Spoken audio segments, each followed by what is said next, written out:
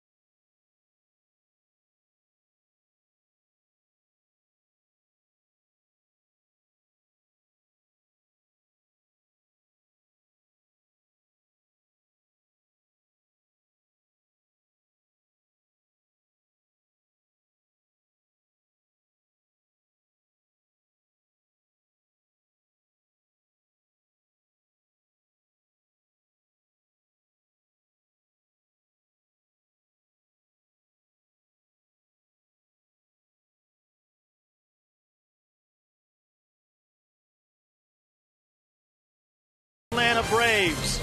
And if you're looking for great pitching, this is the spot to be, not just tonight, but for the first at least 2 games of this series. Who do we get tonight? Cole Hamels, former World Series MVP, goes for the Phillies, and he goes against the Braves' Brandon Beachy. Hamels has a 10-to-1 strikeout-to-walk ratio. He's only walked 3 all season. Tremendous control from the Phillies lefty. And on the other side, Beachy comes in at 2-1 with an ERA second best in the NL, and he's been red hot as of late. Over his last 3 starts, 2-0 with an ERA sub-1 and opponents batting less than 200 against the young right-hander. He made his major league debut against the Phillies 2 years ago out of Instructs, and Brian McCann says he continues to grow into his role as a starting pitcher. He's just continuing to grow, and he just keeps getting better and better, making his pitches more consistently, and that's what good pitchers do. You know, they keep learning, and he's still young, and he's still learning what he can and can't do out there on that mound, and you know, we all feel confident when he takes the ball. Should be a fun one tonight if you like great pitching, because that's exactly what we have. And the Braves have payback on their mind. They've lost 7 in a row against the Phillies. It all started right before the All-Star break with a 14-1 loss at Citizens Bank Park last year, in which the Phillies fans broke out the mock chop. Braves look to return the favorite tonight. Game 1 of 3. Chip and Joe have the call next.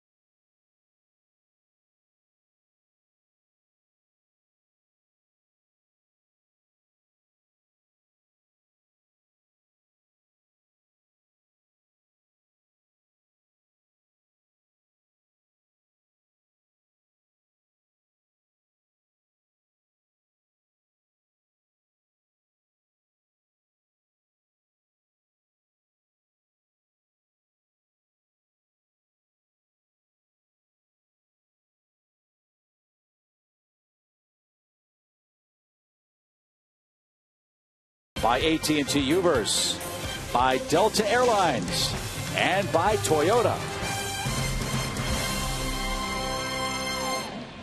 We are ready for game 1.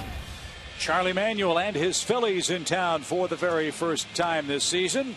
It's been a long time since Charlie Manuel's had a Phillies club that's 8th or worse in hitting, 12th or worse in runs scored. But that's where the Phillies stand at 11 wins and 12 losses so far in the 2012 season. And with all due respect, you can understand how the offense would struggle without guys like Utley and Ryan Howard able to play. Both of those men are hurt. But frankly, Joe, they haven't gotten a lot out of Jimmy Rollins either, and he's their leadoff man batting .235. He's done a little better since they moved him back to the leadoff spot. We'll see if that carries over tonight against Brandon Beachy, who makes his 5th start, 25 years old, 6'3", 215 out of Kokomo, Indiana. And against the Phillies, no luck at all. Against everybody else in baseball, he's 9-3. His first career start came against the Phillies out of Instructional League and lost that one. And the team, as you saw, 0-6 in those 6 starts against the Phillies. Last year, he was 0-1 in 4 starts. His 4 keys to success tonight in that hex. Win the first game against the Phillies and then go on the rest of the year and wear them out again. No FB, that stands for fastballs. No fastballs to Carlos Ruiz, whose nickname is Chew. So no FB to Chew, okay? What happens if you throw a fastball to Chew? It's going to be chugging out of here is what it's going to be doing. So here's Jimmy Rollins, the Phillies leadoff man, and Beachy's first of the night is outside for a ball. No homers, 5 RBIs for Rollins. And as I mentioned, a .235 average.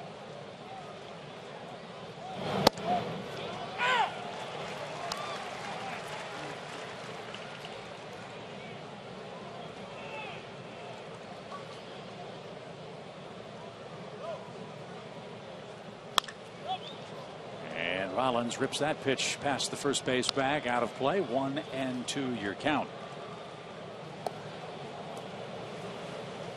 Mike Estabrook has the plate tonight. James Hoy, Jim Joyce, and Jim Reynolds. And now 2-2.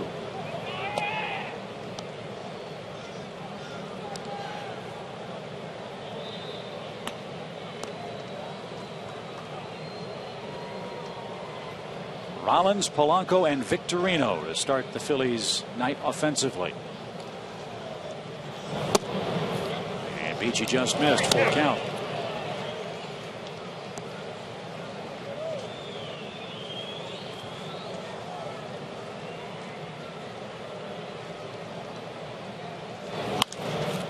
Rollins pops it to first. Freddie Freeman behind the bag. 1 out.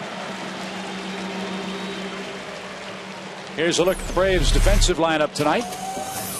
No Jason Hayward, still out with that sore side. Matt Diaz kills left-handed pitching. That's another reason he's in the lineup.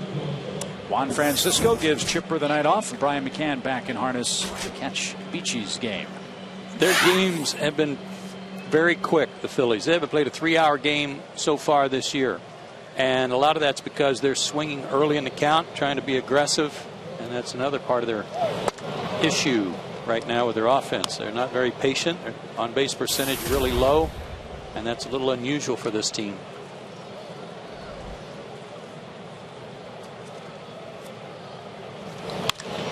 Polanco drives one to right. Diaz in the sunshine, battles it. Buddy's there and makes the play. You're right about the bases on balls. The Phillies have walked only 48 times in their first 23 games. Conversely, the Braves with 76 walks. Yeah, and that's tied with the Pirates for 15th place in the National League in the fewest walks. The run differential for the Braves and the Phillies, very unusual too. We were talking about the standings and how upside down they were, but the Braves have outscored the Phillies by some 40 runs. Is that right so far on the year? Braves have 116. Phillies have 76.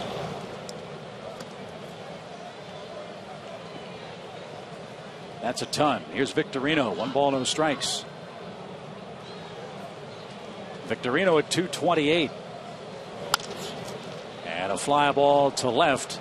That should be easy for Prado, and it is. Beachy makes quick work of the Phillies. He throws 10 pitches and gets them in order.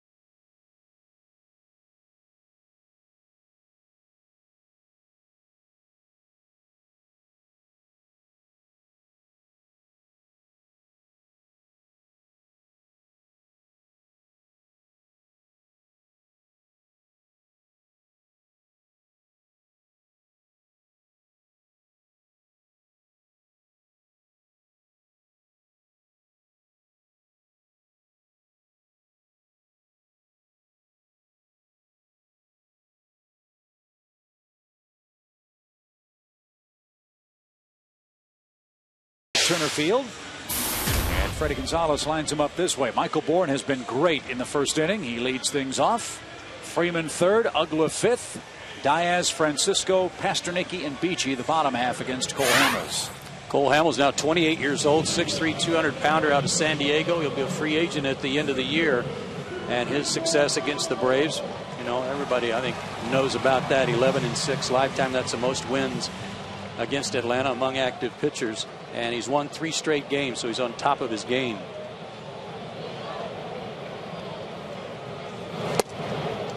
His 4 keys to pitching success tonight. Lots of lefties. There's 4 left-handed hitters in the lineup tonight.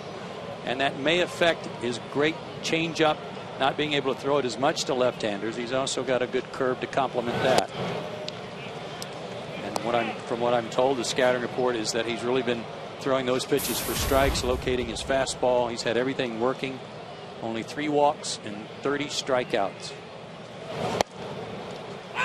That one caught a corner. 2 balls and a strike to Michael Bourne.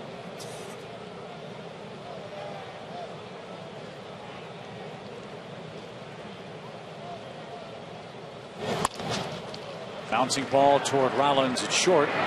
Quick release and a close play at first for out number 1.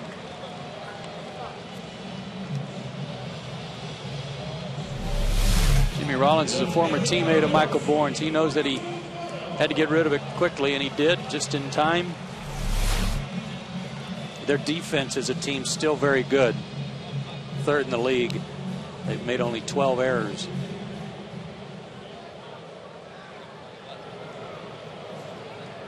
So Martin Prado digs in with a .271 average and a couple of home runs.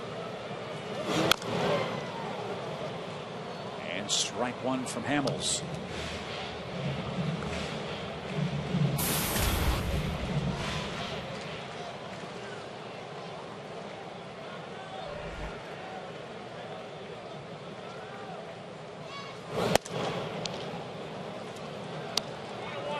.92 on that fastball, and he'll range anywhere from 91 to even 94 at times, but mostly 92, 93, and he'll throw a cutter too. That one up the middle and past Galvis for the first Braves hit of the game.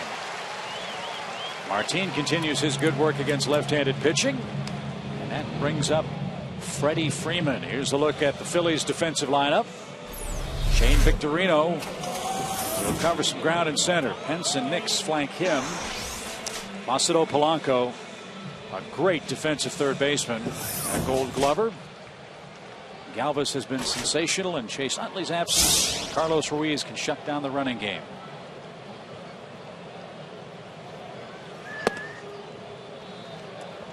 Now Ruiz, one of the better throwing catchers in the game. Last year threw out 19% of base stealers. This year already he's thrown out 5 out of 17, 29%.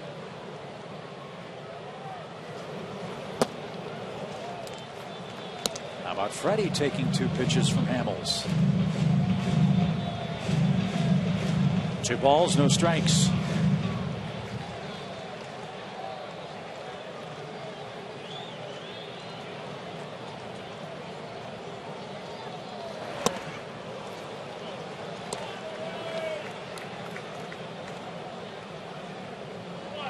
There was a change up to a lefty.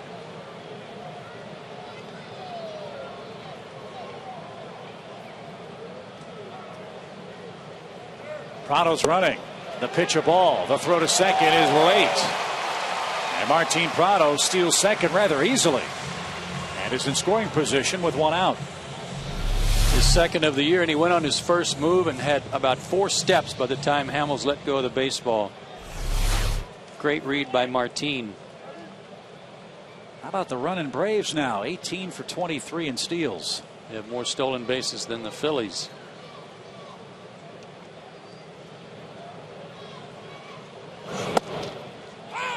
Freddie thought it was outside, but the count now full.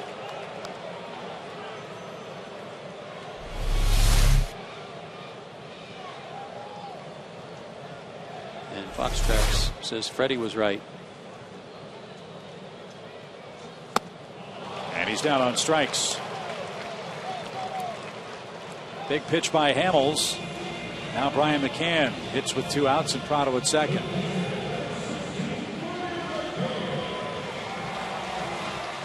And as Joe said, Hamels does not hurt himself with walks. When you have a 10-to-1 strikeout to walk ratio, you are doing some pitching. Yeah, it's best in baseball.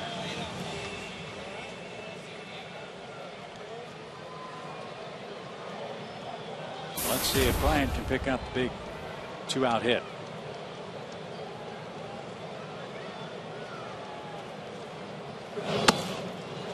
The thing about Hamels and the fact that he's only walked 3 is surprising, because their pitching knows that they're not going to get many runs. That's been the tail of the tape for the first month. So they've been trying to be careful, not give up any more runs than they have to. And we certainly have seen that from Roy Halladay, a guy who hardly ever walks anybody. He had a game where he walked 3 guys in a row. Remember? First time ever. First time in his career.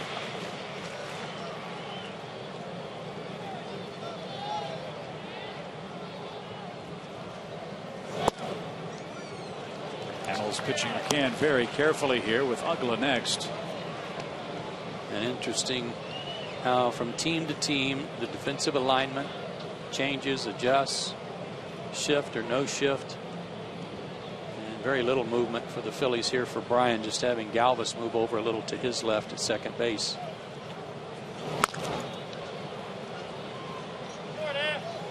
Three balls and a strike. 3-0 green light.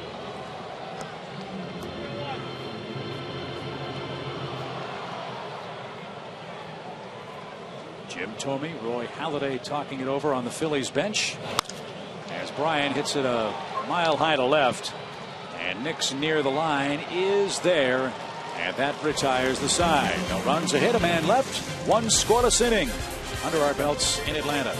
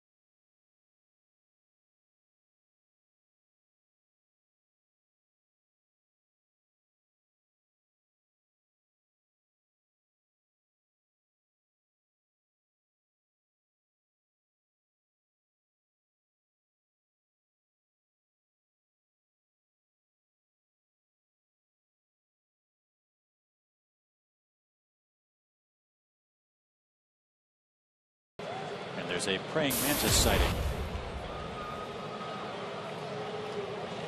There he is.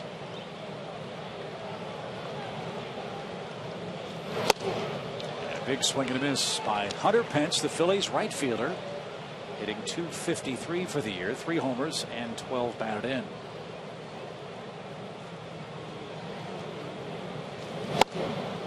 Well, he and Victorino were hitting back to back, and they were really pains in the neck for the Braves last year. Victorino hit .377 against the Braves, Pence .364.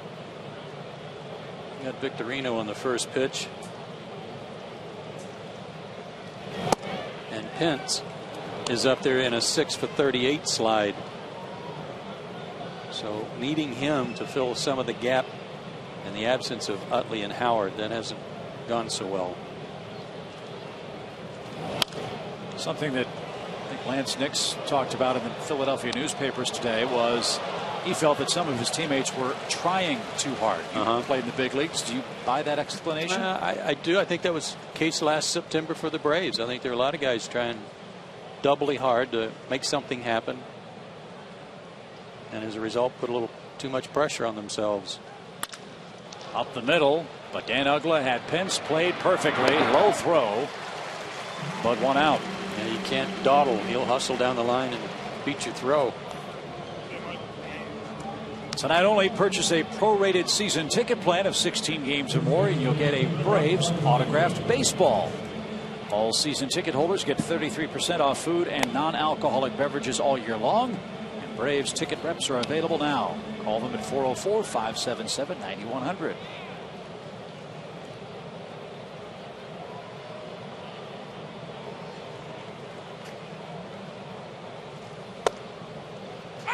Here's Ty Wigginton. He's trying to fill Ryan Howard's shoes. He's done a good job. .322 average.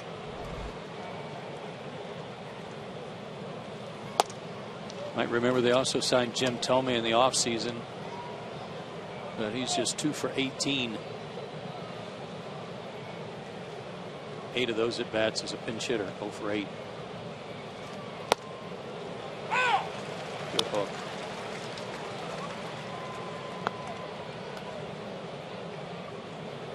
Wigginton played with the Rockies last year. Has been on base in every game he's played this year for the Phillies. And he'll take a seat. Beachy's first strikeout. 5 up, 5 down to start for Brandon. Last night, Chip, Dale Murphy made a comment about Mike Minor's mound presence and how it's improving with every start, and I think that same thing applies to Brandon Beachy for sure. Confidence, his presence, his willingness to make pitches when he's behind in the count and challenge hitters instead of trying to kind of pick around the corners of the plate. It's really helped his numbers. Great ERA in the month of April. Yeah, if you're not confident with a 1.05 earned run average after your first 4 starts, there's probably nothing that will make you confident. Beachy going for his 3rd win tonight. He's been good.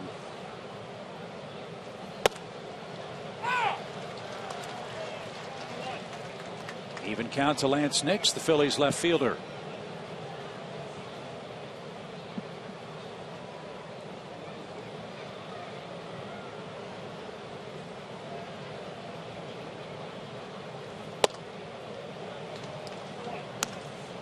On our Academy Sports and Outdoor leaderboard tonight, Brandon Beachy's 1.05 April ERA, 3rd best in Atlanta Braves history, behind one Tom Glavine and Rick Matula back in 1980.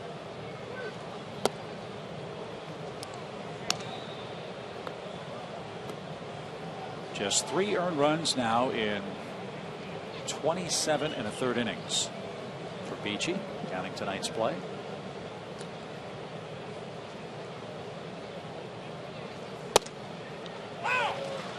Nix took a fastball right down the middle. And that's what I was talking about a minute ago. Even 3-1. He knows he's got a good fastball, good life on it. He's not afraid to throw it now. Challenge the hitters.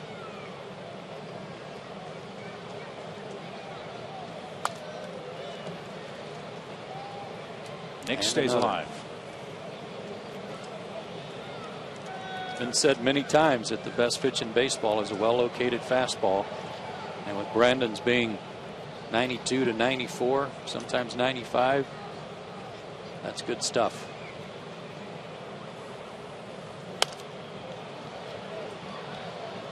Nix last year made the Nationals club out of spring training. He was a non-roster player and played in 124 games last year, the most he's ever played in a big league season. He hit 16 home runs, knocked in 44.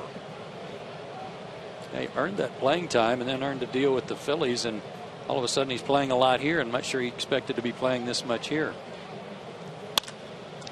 Ground ball to short, in between Hop. Tyler hangs with it.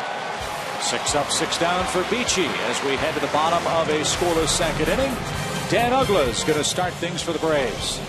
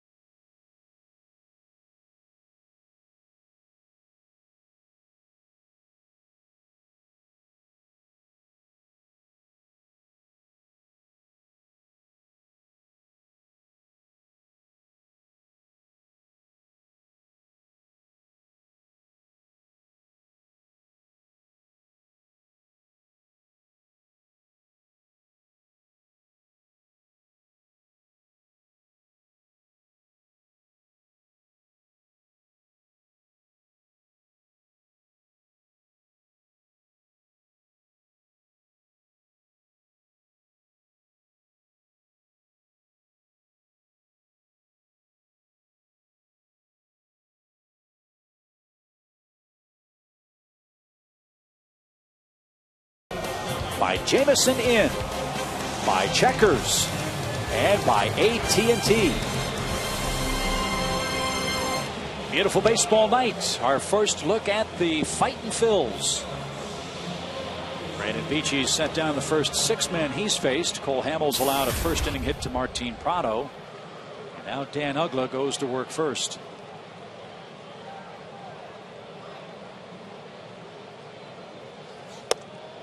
Pretty nifty, isn't it, Joe, to see Dan Uggla hitting .271 after the first month of the season? You know it. Get all that bad first half stuff behind him. How about a comparison through April 30th last year and this year? More homers, but more production this year.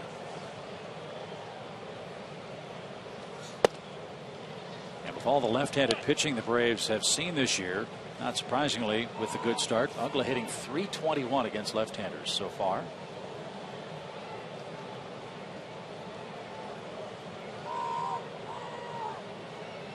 Let's see if he can add to that total tonight against Hamels.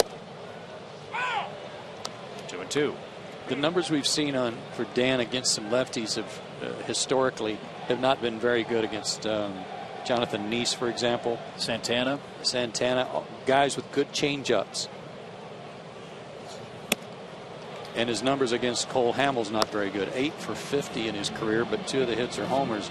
But another guy with a good changeup that disguises it well and able to run the ball away from him. Wouldn't be surprised to see him throw it right here.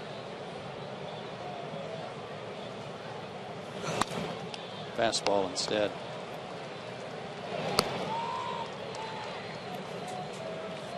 He was right on it, fouled it straight back.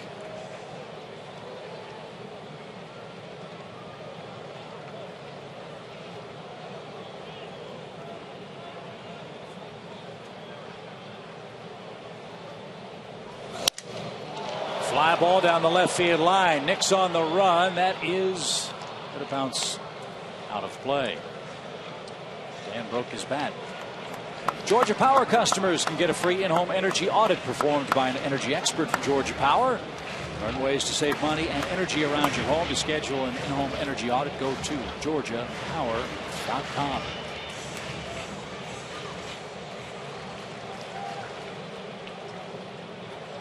Cubs fans trying to cool off at the Chop House.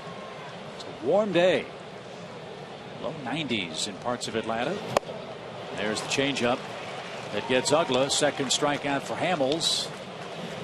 One man down.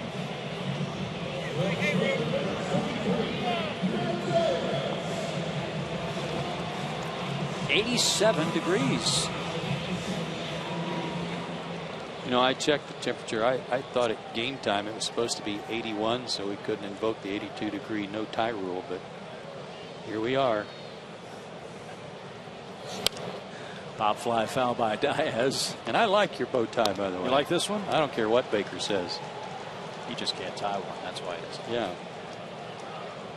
Very, very Orville Redenbacher.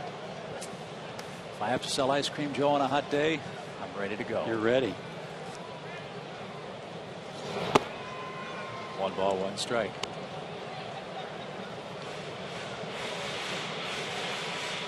Yeah, maybe we'll start bow tie Tuesday. I was thinking ascot Wednesdays. Bolo tie Thursdays. The list goes on and on. Slow roller toward Rollins. And Jimmy's got that. And 2 outs in the second.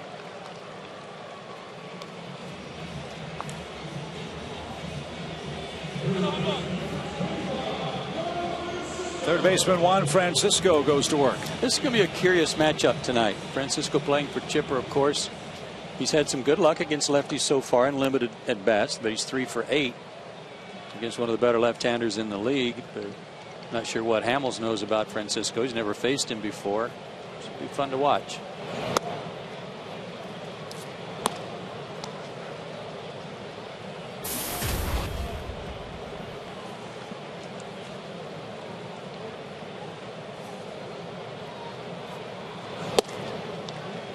He tried to hit that to the Chop House. Yeah. And he's capable. A little late on it, though.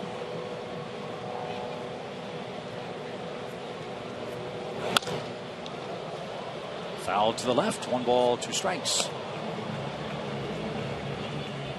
Well, Juan's going to get a chance to do something he's never done in the big leagues, and that's get pretty consistent playing time. Braves would love to see him get 300 at bats or so.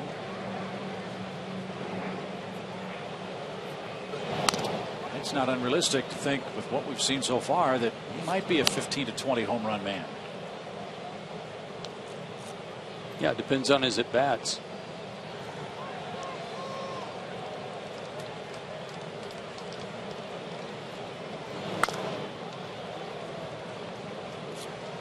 He's putting up a good second inning fight.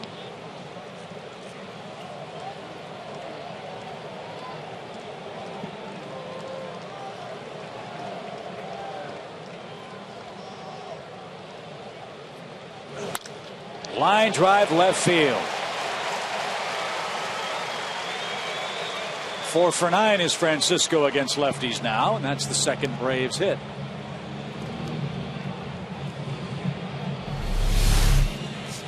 Target away, pitches away, and he went away with his swing. Well done.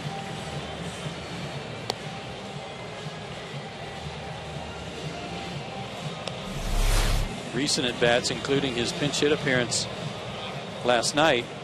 At times, I think he gets a little pull happy and swings over the top of some breaking stuff, but good at bat there against Hamels.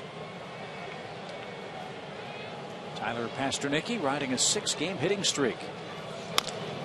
And he jumps on the first pitch and bounces to Polanco. And he throws on the run to retire the side. The Braves have the game's only hits, but neither team has scored as we move to inning number 3 at Turner Field.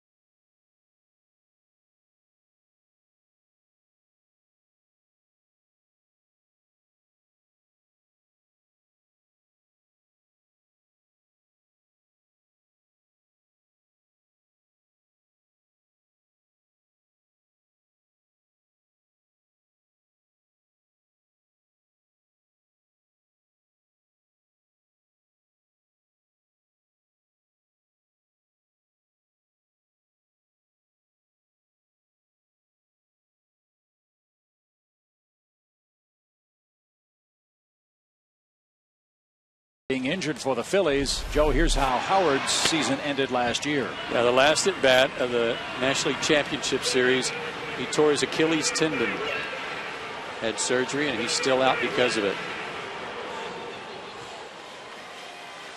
Big loss for the Phillies, a torn left Achilles tendon. And for more on that, let's check in for the first time with Tom Hart. Thanks, guys. You know, the best place to go for news and the quickest news for athletes these days, Twitter. This is Ryan Howard's tweet. Day one rehab back in Clearwater. Feels good to be back on the grind again. Beast of a workout today.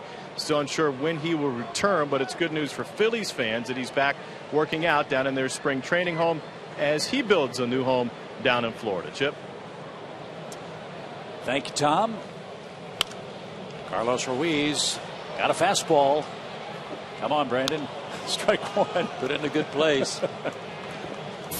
There's a speculation was that Howard would be back May 1, but he had a setback, suffered an infection in the wound from his surgery, I should say from the incision, and they had to go in and clean that up and let it heal, and that's why he's just now getting back into some full workouts because of that infection.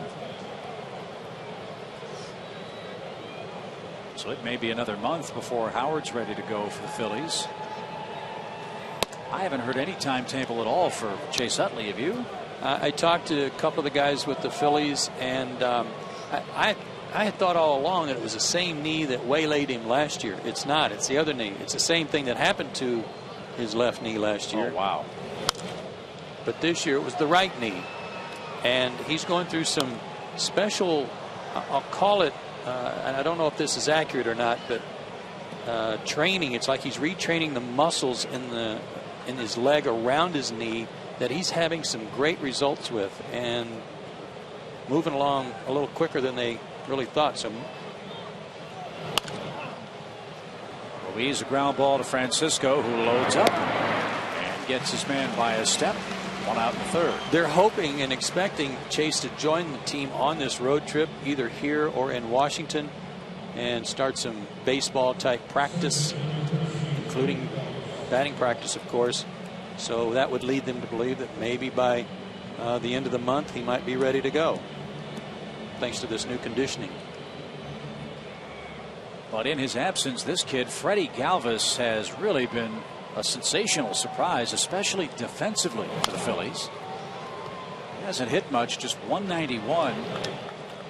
But I understand he'd never played second base anywhere professionally until spring training this year. Right.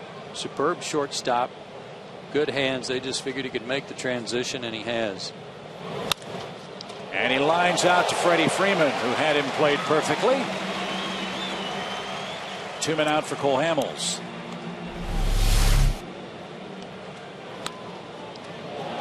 Casey was trying to bunt his way aboard. Freddie right there. Here's Hamels. The way things have gone for the Phillies, he could make a case to hit fourth. He's 3 for 10.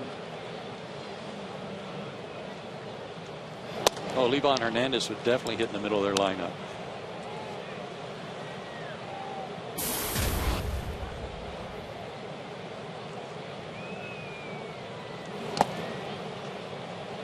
Two and 0 to the pitcher.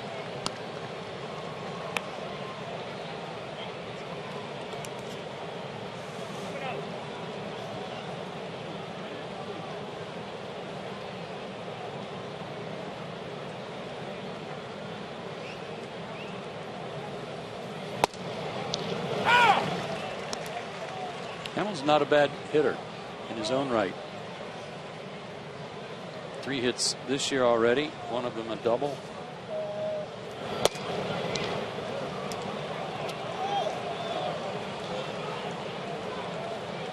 Brandon's got some work to do behind in the count.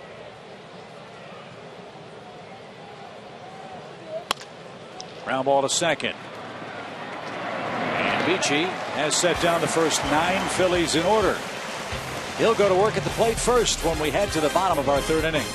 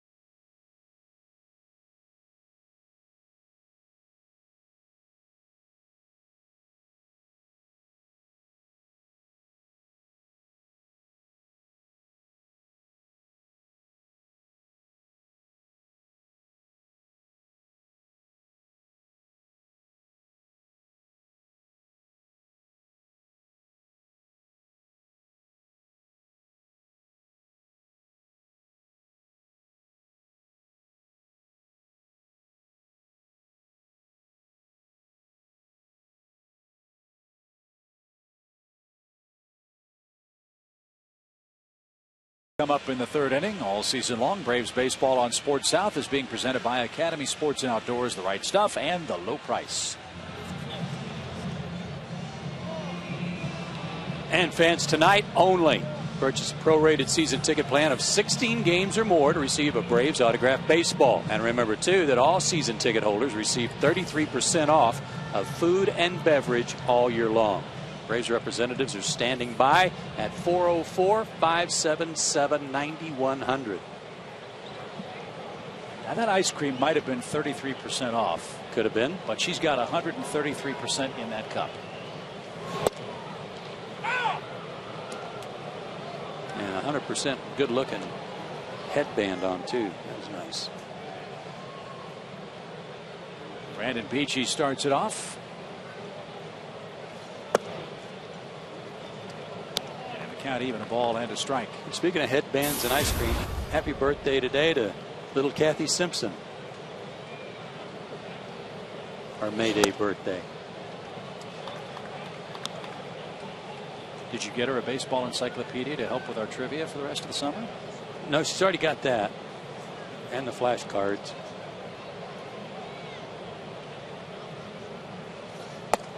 In true Kathy fashion, one of the things you love the most about her, one birthday she wanted a chipper shredder. One year she got a rototiller. And this year she wanted a new bike rack. Don't you love it when you can go to the hardware store and the sporting goods store and everybody's happy? Nice. That's all sparkle farkle to her.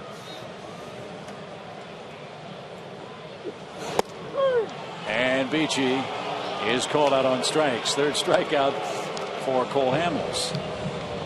So you were busy. Last couple years you've gone to Home Depot for the birthday. This year was Academy Sports and Outdoors for the birthday. Exactly.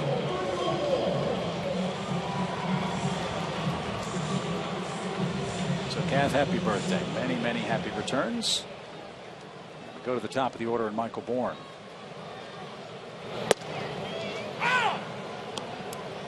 By the way, that might have been the first time in the history of Braves television that the terminology sparkle farkle was ever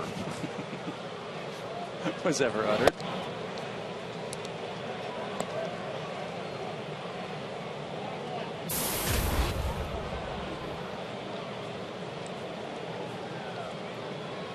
Great work for Michael in the last 10 games.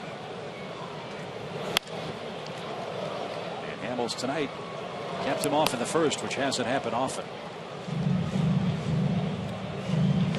Martins, our Delta Airlines on deck batter. He's had great luck against the Phillies left-hander. Let's see if Bourne can get on. And he just missed. Martin already with a hit tonight and a stolen base.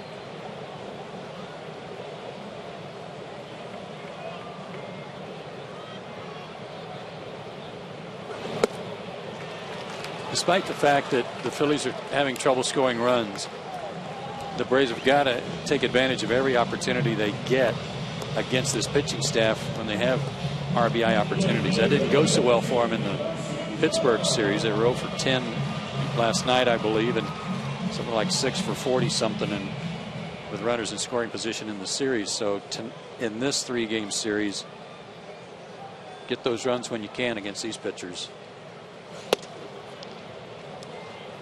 1-0 the count to Prado.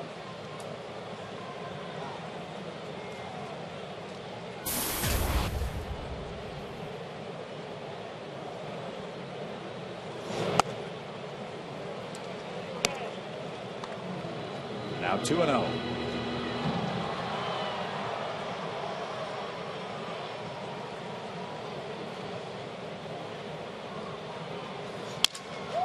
Broke his bat. Galvis second.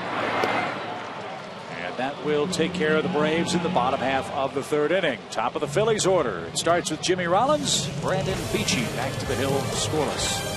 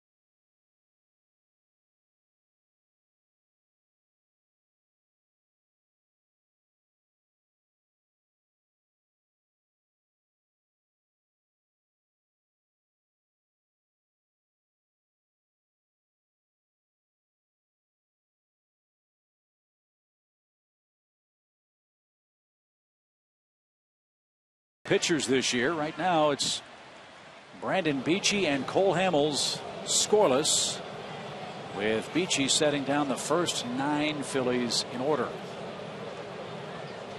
Jimmy Rollins popped out to first and looks at a called strike.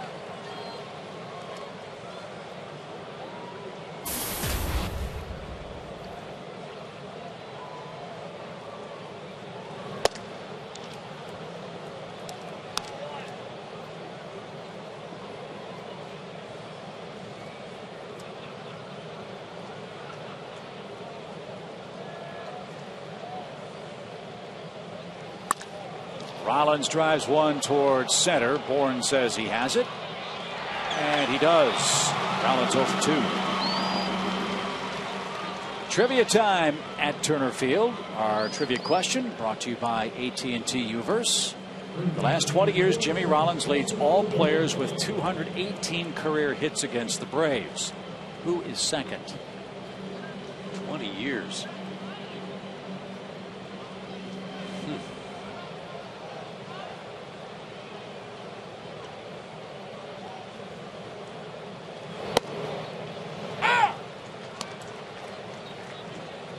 Tempted to say Carlos Ruiz, aren't you? Yeah, I was. I have to give that one some thought. Quick strike to third baseman Placido Polanco. This guy's just a terrific player. Missed 40 games with injury last season. Another great year with the glove. Just 8 errors in those games at third base. In fact, in his major league career, Polanco has never had a season with more than 9 errors. That's mighty impressive.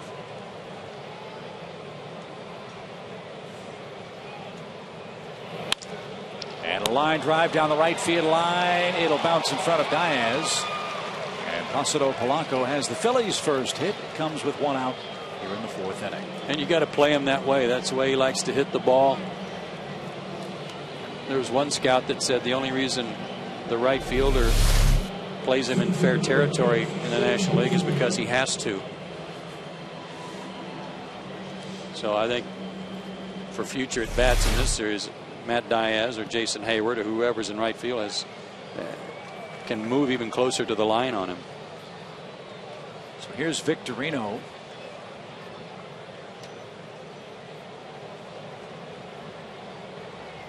And with all the injuries and the shuffling of batting order, out of necessity, Victorino's hitting third. And that's been a black hole for the Phillies offense this year. How about this? Talk about lack of production from the spots vacated by, or this spot in particular, vacated by Chase Utley.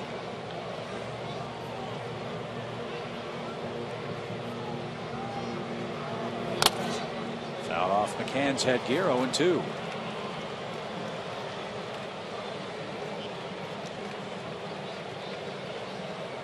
Charlie Manuel in his 7th has completed 7 years as the manager of the Phillies. He's the all-time winningest Phillies manager. Past Gene Mauch at the end of last season right here in Atlanta.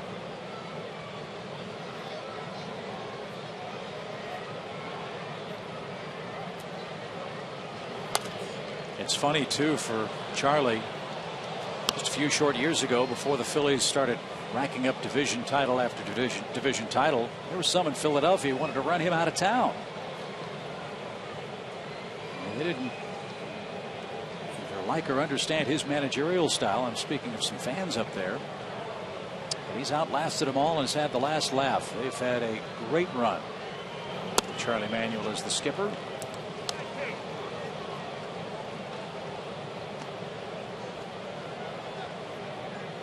Now 68 years old.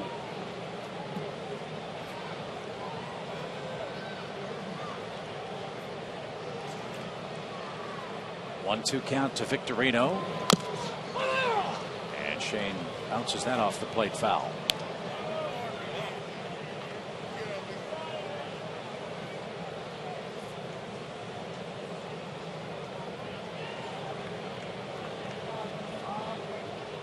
Pretty good company, I'd say.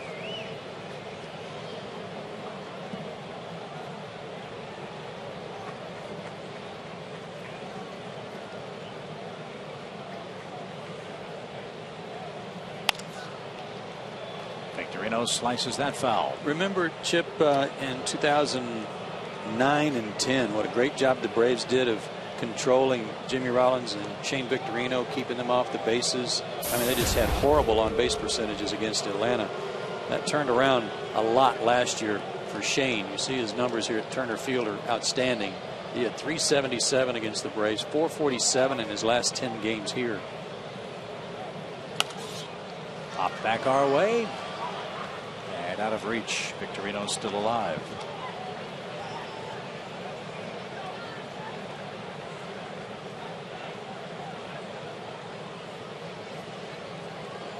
Victorino's contract takes him through the end of this season. He's 31 now.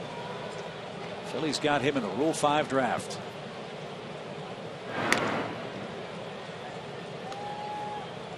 While the Braves have more stolen bases than the Phillies, and Polanco not a real threat to go, they're still #1 in stolen base percentage. They're 16 out of 18. And they've been very high in the league, first, maybe second, over the last 5 years during their division titles in stolen base percentage. And when they're healthy, with all that thunder they have in their lineup, it's almost unfair that they can run so much. And this is a high octane offense when it's right. But it hasn't been. Runner goes. Pitch pop foul again by Victorino. He's spoiling some tough ones from PHI in this 4th inning.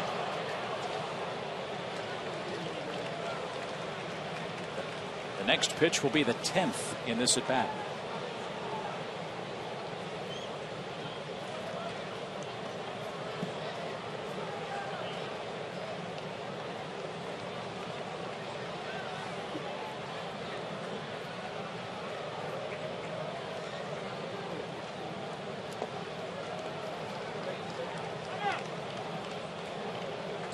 Count full. Braves fans, as you watch our game, make sure you're getting all the up-to-minute stats with Game Connect on FoxSportsSouth.com. This powerful tool is tracking pitch counts, player versus pitcher matchups, and the most talked about moments of the game. Check out Game Connect right now on FoxSportsSouth.com. Runner goes. Pitch popped up. Into left field near the line, Martin Prado. 2 outs. Good battle by Victorino, but PHI wins the war. Victorino is 0 for 2. When you're missing such key parts of your team as the Phillies are, you have to, in a way, think that part of their offensive problems are just that everybody's out of sync. People are having to hit in different places in the batting order than what they're used to, and the situations that they run into all of a sudden are different. You know, Rollins has just moved back into the leadoff spot. He had been hitting third quite a bit, you know, expected to try to drive in some runs. So they've been that thing about what Lance Nick said about people trying to do too much. I mean, it kind of goes to that too, where you're finding yourself responsible to do things that you hadn't been responsible to do before. And for the casual fan, I imagine they'd be surprised by that. It'd still see the ball hit the ball, right? It is, but it's a different mindset when you go up there in different places in the order for guys most of the time, because of the different situations that typically presents, especially when you're at the top of the order.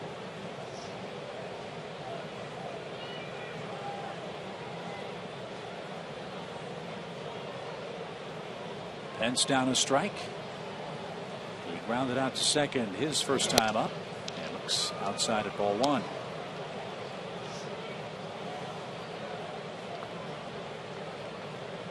The Phillies couldn't take advantage of what some thought was a pretty favorable first month's schedule. They're 11-12 in April. The schedule toughens up quite a bit until the middle of June. Again, they'll have to play without Utley and without Howard for the next, one would assume, 4 weeks or so. That's a good point, Chip, because they opened up with Pittsburgh, played the Marlins, the Mets, the Giants, the Padres, the Diamondbacks, who again were shorthanded, and the Cubs in April. Those teams at the start of play tonight are a combined 19 games under 500. as are the Phillies.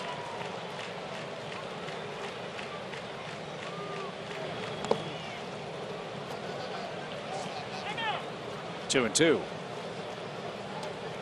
Yeah, Phillies are 11 and 12 against that competition in April. But even in May, they still have the Padres coming in, Houston coming in, and the Cubs. They go to Chicago for 3 before they start interleague play. So after they get through with the Braves and Nationals, they've got another little stretch there where they could catch up in a hurry. Ground ball by Pence. He just served that through the wide open hole right side. And Pence is going to try for 2. And Diaz's throw gets away, but not far enough for Polanco to try to scamper home. There's a big break.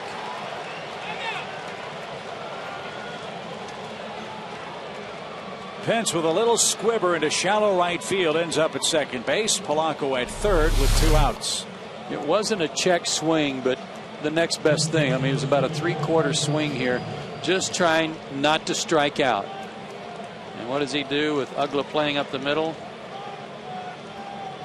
Slaps one in there. And, you know, Matt Diaz started pulling up on that one a little too soon. He's coming in to get that ball and had a long way to go. But he started kind of pulling up and slowing down a little bit. And when Pence saw that, he took the extra base. Wigginton with a base hit on the first pitch. 1 run scores. The ball gets under Prado's glove and rolls to the warning track. Wigginton around second. He's on his way to third. And the Phillies have scored first.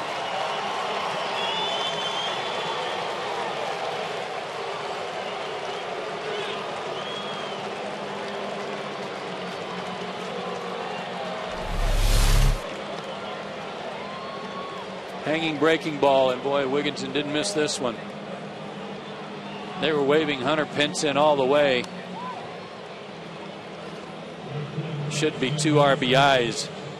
They're only going to credit 1, but it should be 2. You can't assume that Martin's going to come in and throw him out because they were waving Pence all the way. Be that as it may, it's still 2-0. 2 straight hits for the Phillies with 2 outs. Again, Pence had 2 strikes. And just punched a ball through the hole.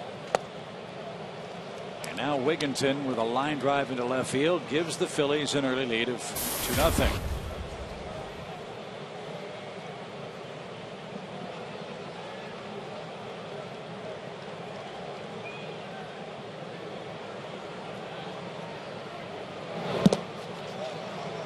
Nice stop.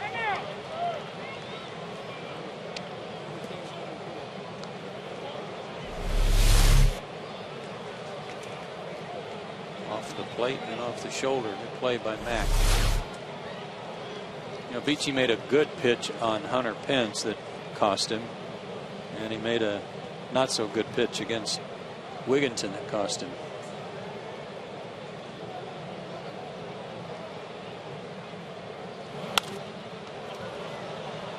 So in 1 now to Nix.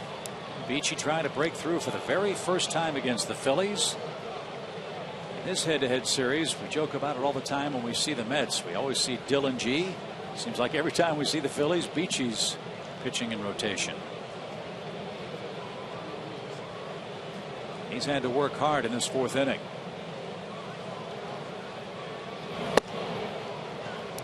What was it, 10 of those pitches to Victorino? 10 or 11. 10 or 11.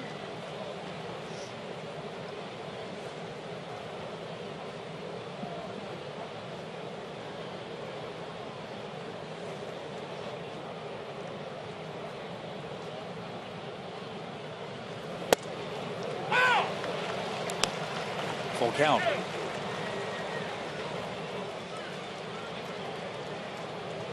At least from the standpoint of April for the Phillies, that runner at third base mighty important. When they get 3 or more, they're 9-2 thanks to their good pitching.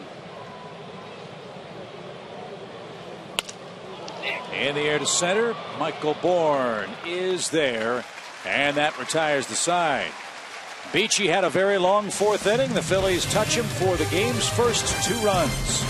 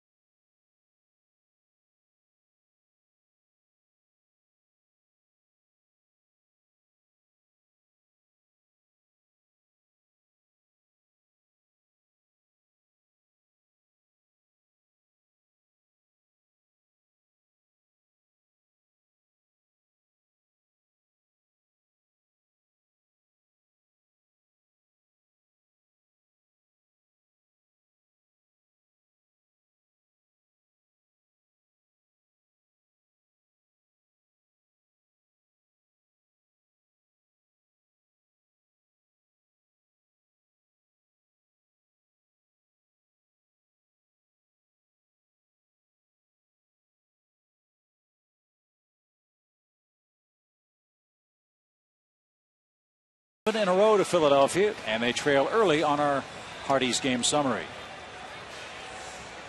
A little slow roller that got through the right side for Pence, and then the hanging curveball to Ty Wigginton produced 2 runs.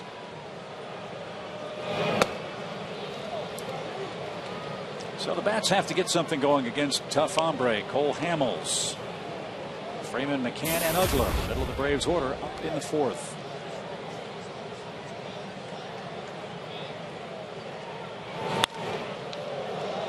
Launched foul and well out of play. 1 ball, 1 strike.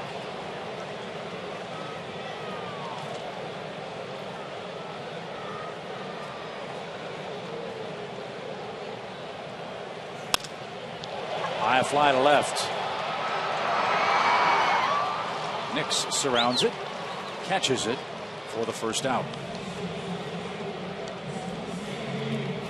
Hamels' last start came against the Diamondbacks. He beat them 7-2 and went 8 innings, 2 runs, 1 walk, 7 strikeouts. Lost his first start, but has won 3 straight since then with a 2.14 ERA.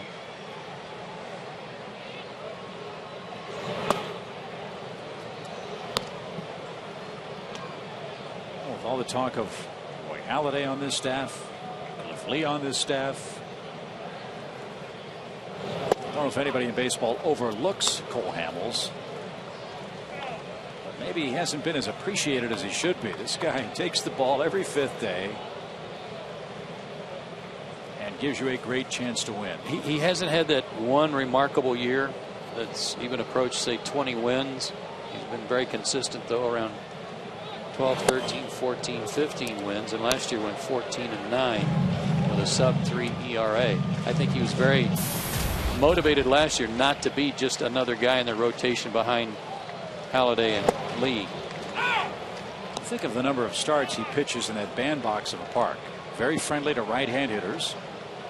2 earned runs or less in 21 of his 31 starts. Pretty good and pretty consistent.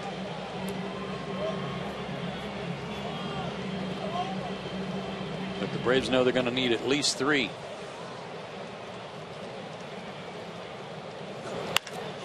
That might be one of them. It's a long drive off the bat of Brian McCann.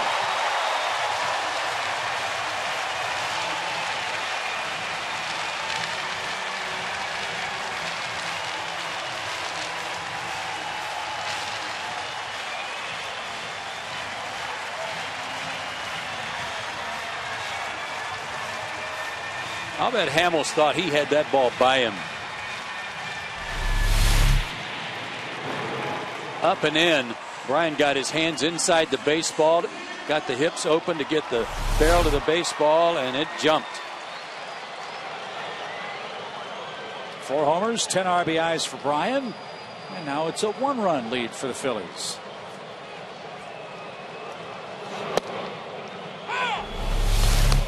Up and in. There's really no doubt.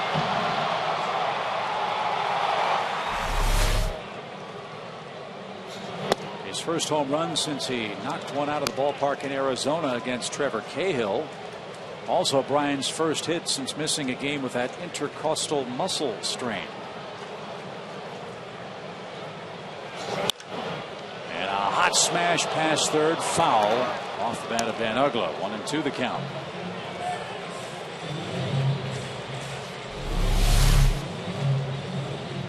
Just missed the bag.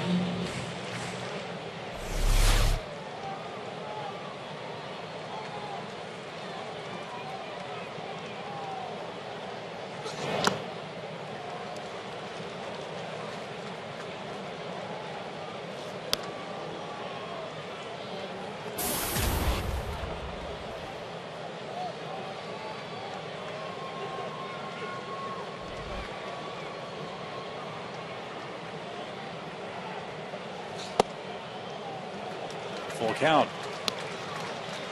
Cole got Dan to swing and miss at a changeup first time. Would he dare throw that pitch again? Wouldn't surprise me.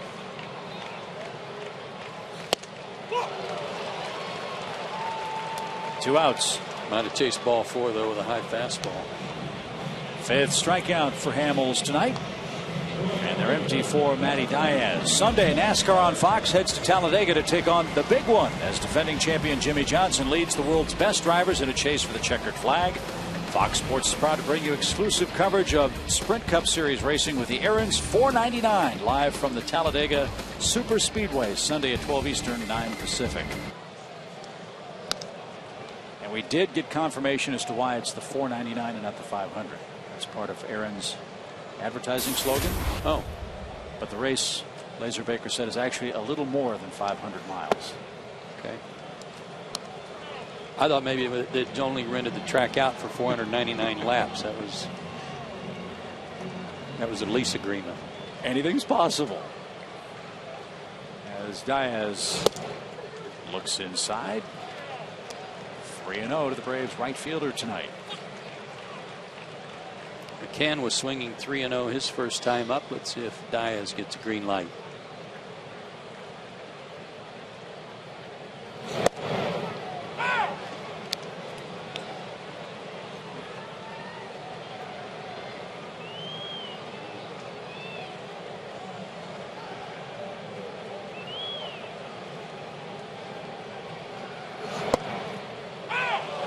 Matt thought that was low and away.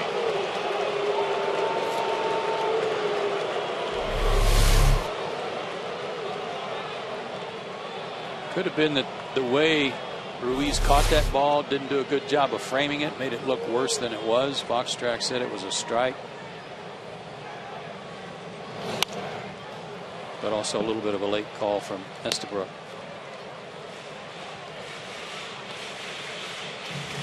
Laser Baker handed me a note. This is the 7th 3-ball count for Cole Hamels so far tonight, out of 15 batters, but no walks. Until now, attaboy Joe. Oh, Dave can really put the hex on him. Pitch count piling up for Hamels too. He's up to 72 now, and he's not out of the 4th inning on a muggy night. Tying run on potentially. Let's see if Francisco can pick up another hit. He singled the other way with 2 outs in the 2nd inning.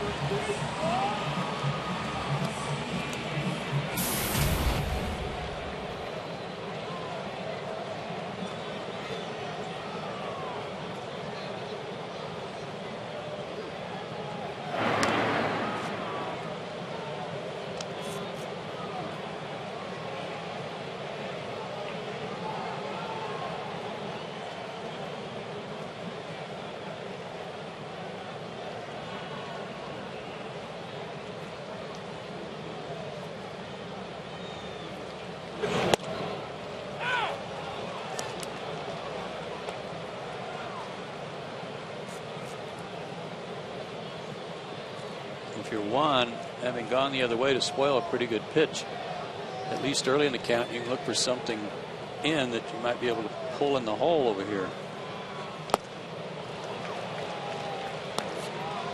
He's done a good job with his changeup to the left-handers. He's thrown it a lot more tonight than one would expect him to.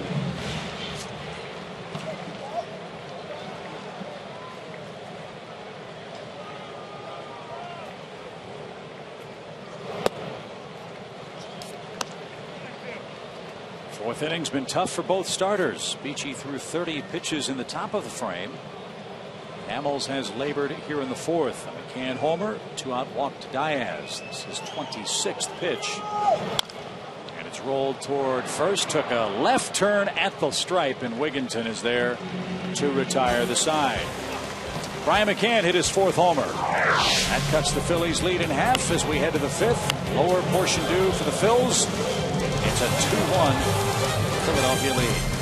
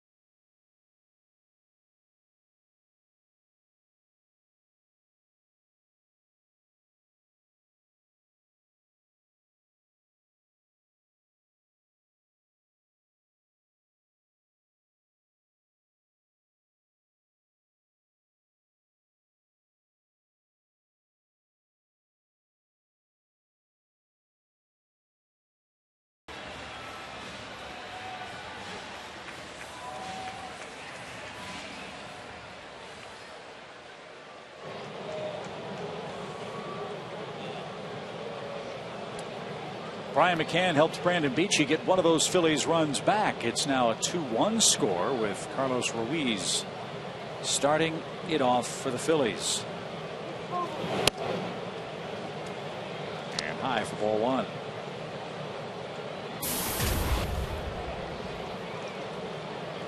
Four-game hitting streak for Ruiz.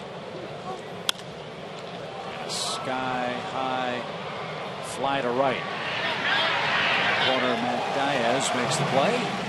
There's your first out. It's Twitter time. Let's check in with Tom Hart. All right, thanks, Chip. We want everybody to participate. Hashtag FSBraves. And here's one that we have received tonight via Twitter. And it's about the shift. The shift won't work if he just hits homers. Hashtag Brian McCann. Doesn't matter where you put the infielders. If he puts it over the wall, nobody can get to it. That is brilliance via Twitter. Chip? I like that analysis. Not much you can add to that. Right? No, that is right on. As Galvis hits with the bases clear, Freddie Gonzalez was talking about all the shifts that the Braves have been seeing. Another easy play, this time for Prado to left. He said he can't remember a time where all of Major League Baseball is employing so many shifts. We saw it a lot with the Pirates, saw it a lot with the Milwaukee Brewers. One of Freddie's theories is that that's the input of technology in the game now. So much advanced scouting, but all the video and advanced work that's tuned in, and the statistical analysis is much more in-depth and detailed. I think that is a large part of it, a huge part of it. But I also think it goes to modern day hitters too,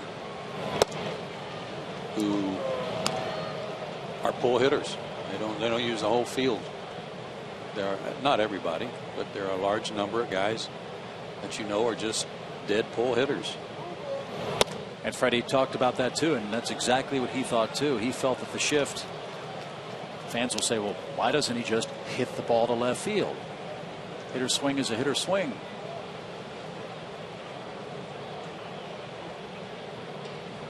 And certainly in the case of Brian McCann, he's had 6, 7, maybe 8 hits taken away by hitting right into those shifts. And think about Eric Hinsky last night, who had such a great night, tied his career high with 4 hits.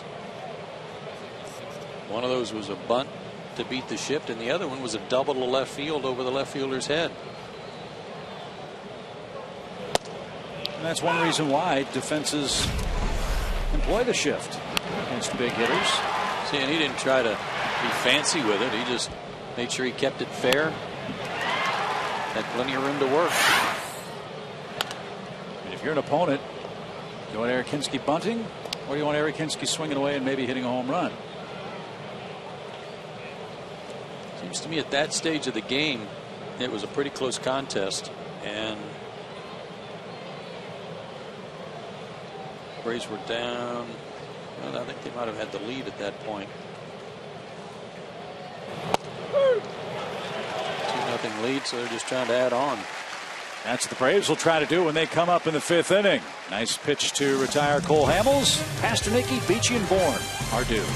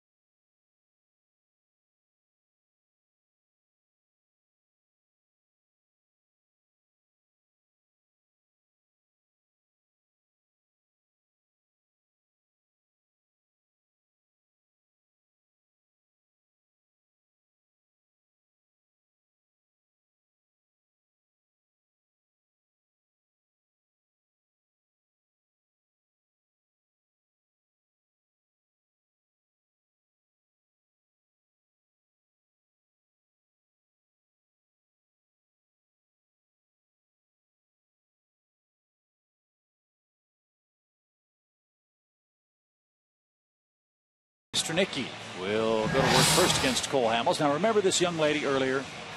Nice big bowl of chocolate ice cream. That was the first course. Now we're talking. Just need a little popcorn to kind of soak it all up. And that very hungry young lady is our McDonald's fan of the game. Yeah, that's just the 5th inning. You know, you got a first couple of inning ice cream thing to cool off. Mid-game popcorn. No telling what's coming next. Well, you've got to pace yourself, you know. We'll keep an eye on that young lady as Pastornicki goes to work against Cole. Tyler bounced out to third his first time up. 2-1 ball game. Well pitched as we expected. Phillies scored both of their runs in the top of the 4th inning. Ty Wigginton with a 2-run scoring single. Brian McCann hit a home run for the Braves. That's where we stand.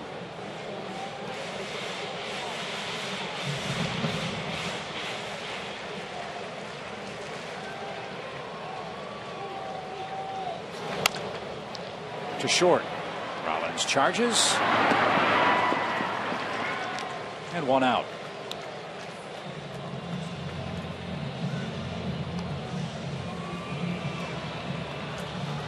Beachy took a called third strike. Brandon's 0 for 1. Keep an eye on the scoreboard tonight. Braves chasing Washington in the Eastern Division. They started a half game behind the Nationals. Home debut for Bryce Harper tonight. And Arizona, playing real good baseball right now, is winning that game early, 2-0.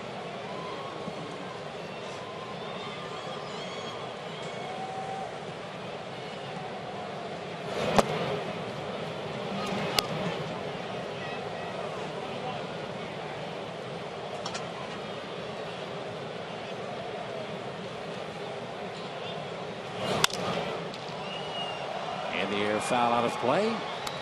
1 ball, 2 strikes. Big day in the history of the Dodgers franchise. Their new ownership group took over today. Mark Walter and Magic Johnson now in charge of the Los Angeles franchise. And former Braves president Stan Kasten will be the president of the team, so they are in good hands finally.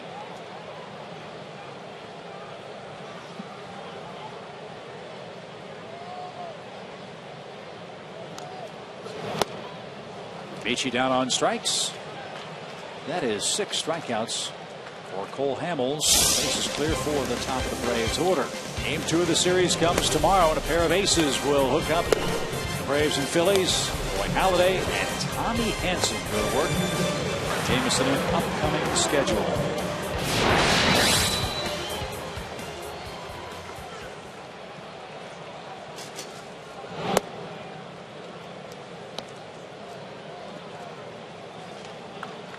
Halladay with a great ERA. You would expect to see that, but 2 losses already, a bit surprising, mostly from lack of run support. That ball bounced foul at the bag. And a 1-1 pitch coming to Michael Bourne. Michael 0 for 2 tonight. Last year Halladay walked 35 guys for the whole year. He's already walked 10 this year.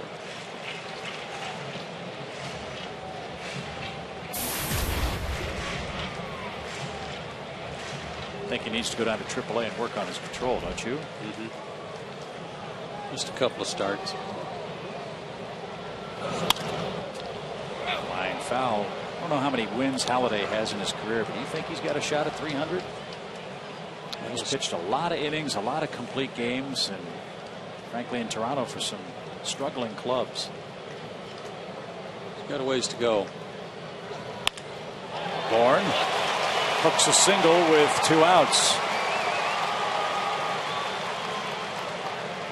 Roy Halladay he's 3-2 this year, so that gives him 191 wins and 94 losses. How old is he? Mid-30s at least, would you say? 1 second. He's 34, opening day age 34. He'll be 35 May 14th. He's going to have to get busy.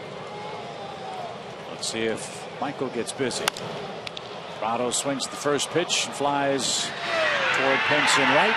Prado's got it, and that retires the side. Top of the Phillies orders coming up. Good ball game. 2-1 Philadelphia the lead in game 1 of the series.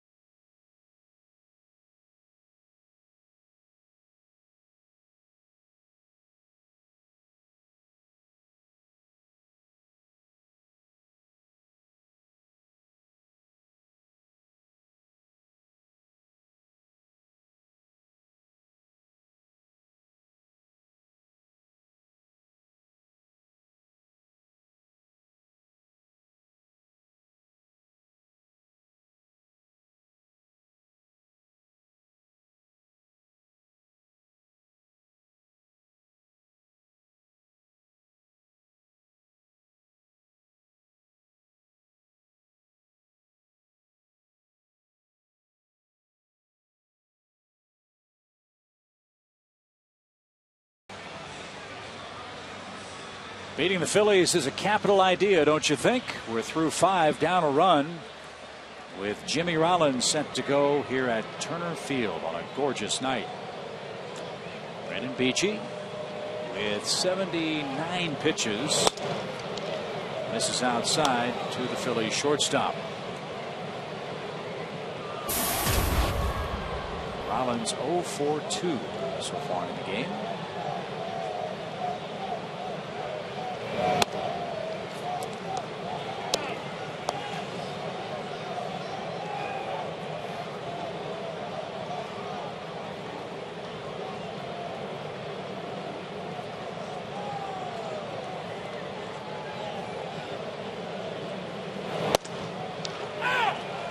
That popped the glove for a strike.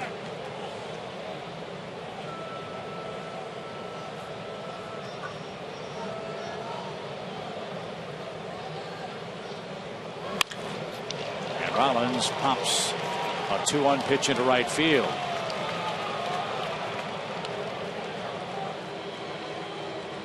So Rollins aboard to start inning number 6. Speaking of hits, that was the subject of our AT&T U-verse trivia question tonight.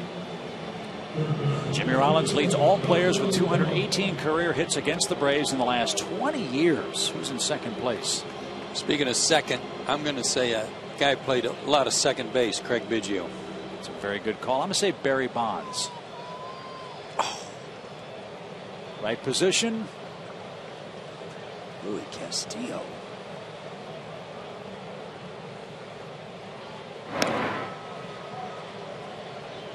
Thought I had it.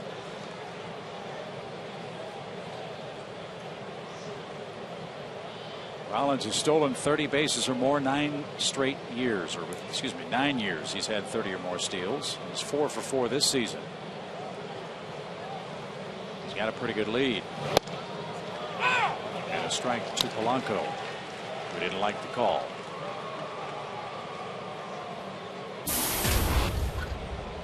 Jimmy's changed his style a little bit in terms of his lead. He's adapted a more modern approach with his hips having already turned a little bit and not parallel to the third baseline. He's already angled a little bit, as you see.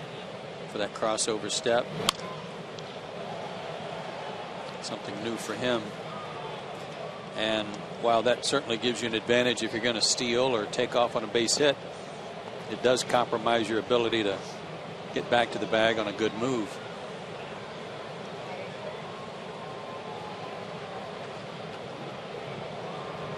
Meeting on the mound with Brian McCann with Rollins at first. Now a 2-strike pitch coming. If you purchase tonight only, you'll get a prorated season ticket plan of 16 games or more, and you'll get a Braves autographed baseball. All season ticket holders get 33% off food and non-alcoholic beverages all year long here at Turner Field. There's the number to call, 404-577-9100.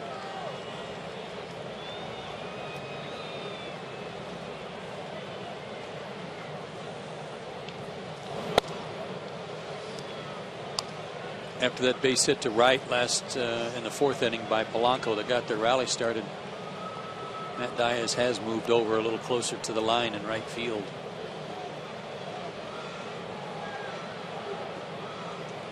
Still a big hole to shoot through for Polanco. On that right side of the Braves infield.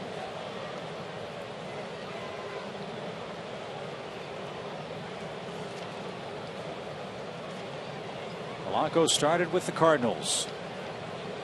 This is his second go-round with the Phillies. He spent some time with the Tigers in the American League. Rollins runs. The pitch high. The throw on the money. And in time.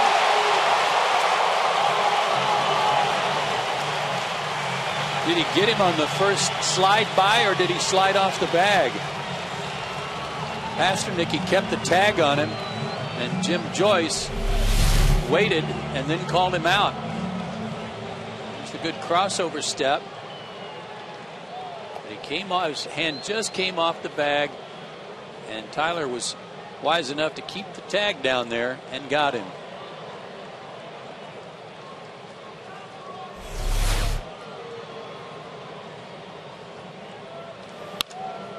Ground ball right side. Ugla slides to a stop. Good play. And Joe, one more thing on that call of Joyce. What a good job of umpiring to wait for the play to be completely finished before he signaled out or safe. He's one of my favorite umpires. I have so much respect for him. I think the whole baseball world did after, in light of what happened with that perfect game in Detroit. Watch his play here. He's got his eye on the bag and on the glove and waited for the play to be complete. We'll get him behind the plate here on Thursday for getaway day. First time Rollins has been caught stealing. Now PHI with second wind. An even count to Shane Victorino.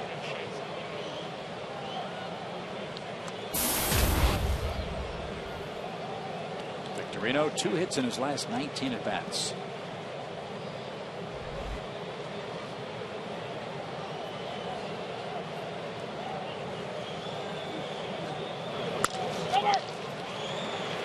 And it'll be 2 for 20. PHI, good work in the 6th inning. Middle of the Braves orders coming up. Freeman, McCann, and Ugla go back to work against Cole Hamels.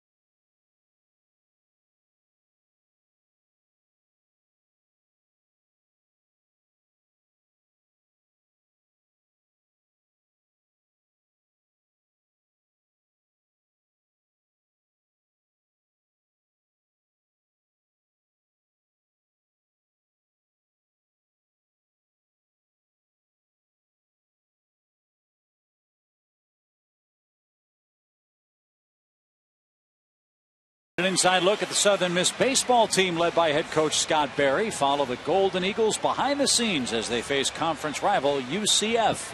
It's Under the Lights, Southern Miss baseball, premiering Saturday at 6 on Sports South. That'll be a good feature.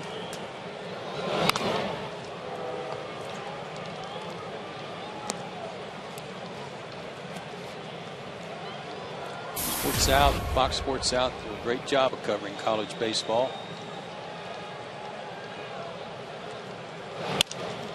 Freeman and past Wigginton and into right field. Tying run on. A Freeman single starts the 6th.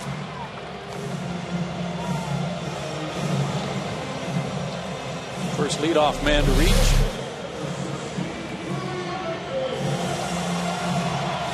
Wigginton trying to knock that down or olay it. Didn't do the knockdown part.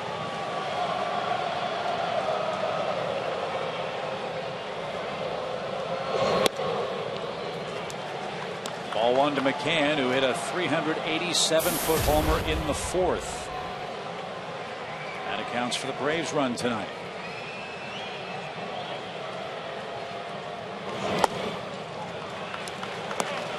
And the cool thing was that it was a fastball that he tried to run by him up and in.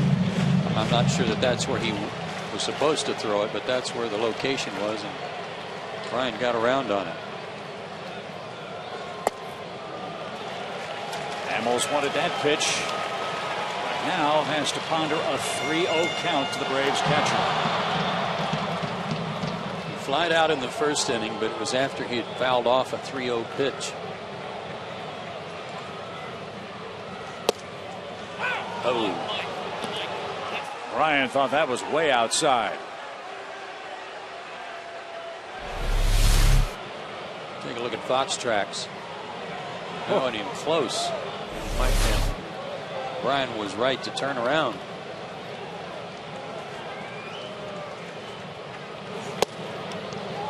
That one missed as well, I guess. That might have been a better pitch than strike 1. 2 on, nobody out. Might have been the old makeup. 3-0 pitch wasn't even close. That actually looked like a better one.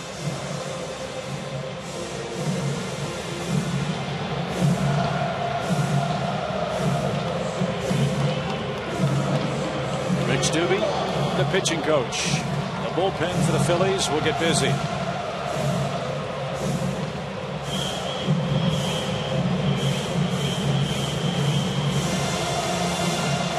Ugla struck out twice tonight. Once on a changeup, once on a fastball.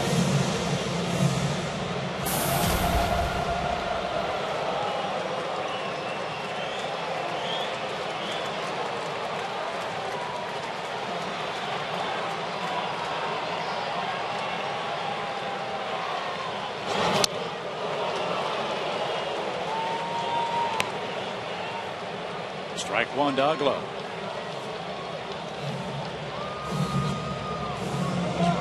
Crossed up. Sorry, Chip. Let Dan's aggressiveness get the better of him there with guys on, and on that first pitch, throw him a changeup, and he was way out in front. Jose Contreras, the man loosening up in the Philly pen.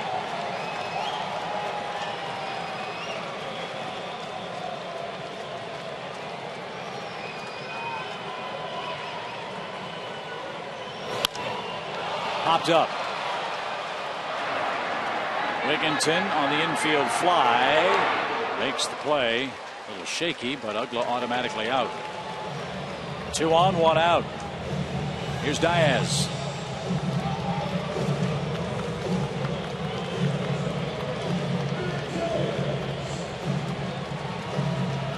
You said earlier, you may not get many chances against Hamels. If you get them, you'd best cash them in.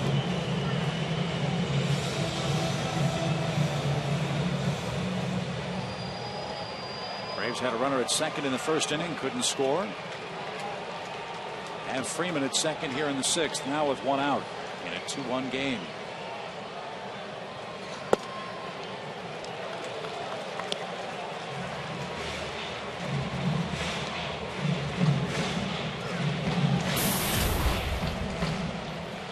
Galvis really cheating up the middle to try to hold the runner at second, so it gives Diaz a little more room on the right side. Hunter Pence has a good arm in right.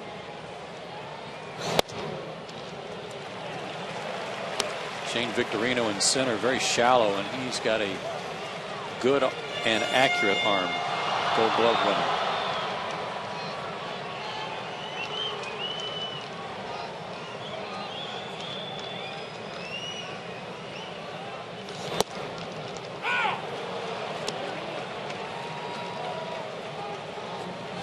Is that ever a good pitch? 2-0. Backdoor slider. Fastball. Beg your pardon. But well located.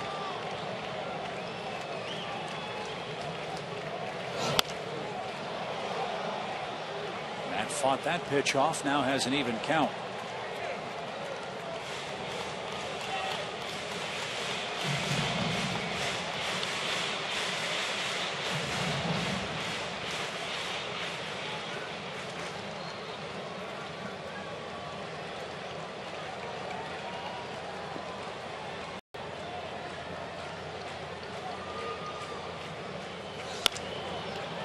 Little pop, long run. Galvis covers some ground. The ball drops, and all hands are safe.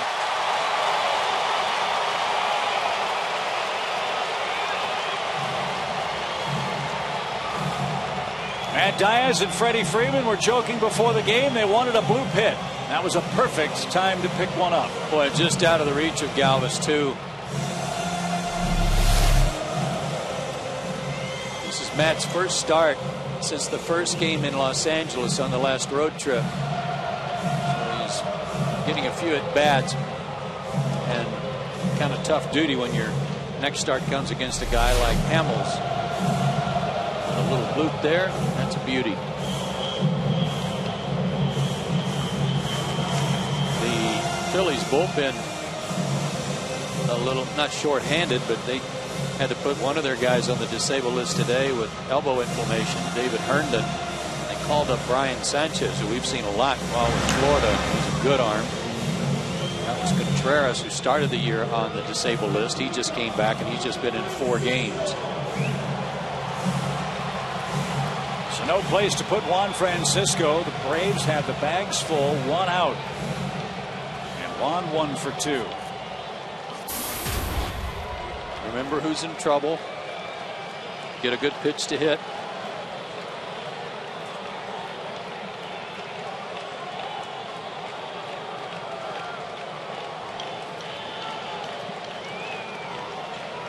Braves certainly do in this situation.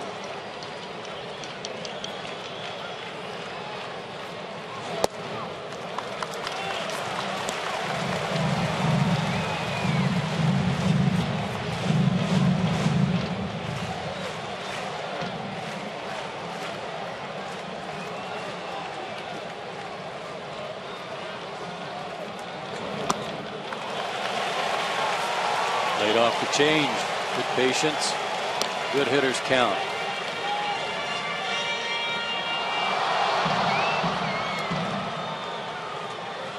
Brian McCann hit the home run. The first guy in his face was Juan Francisco, wanting to know about the pitch and the location. Fly ball left. Nix, though, is there. That'll be deep enough to bring home Freeman. Sac fly, and we're tied at 2.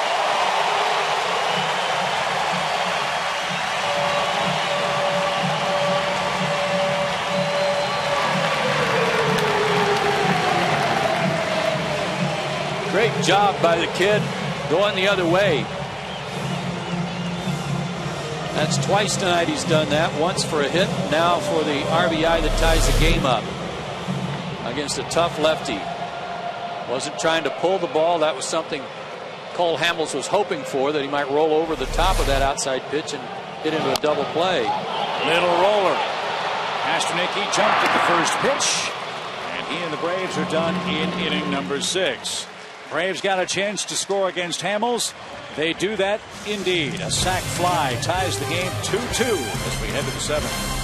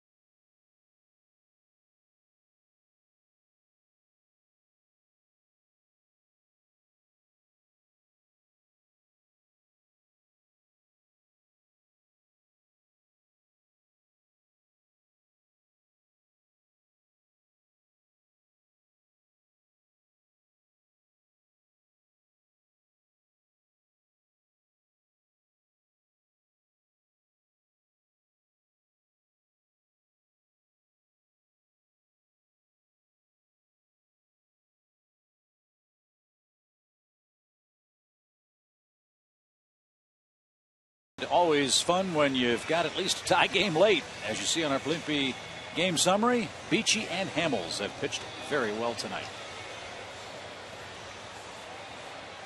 Some clutch hitting by Wigginton and by McCann.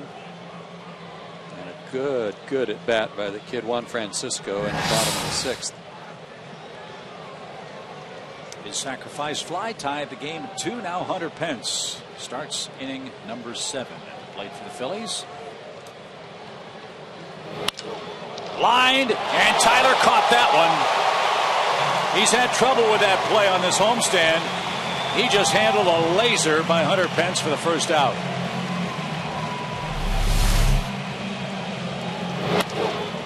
The 2 that he didn't catch against the Pirates, he couldn't see.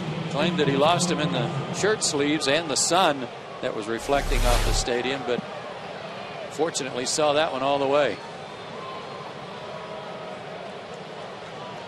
1 pitch, 1 out. Here's Wigginton.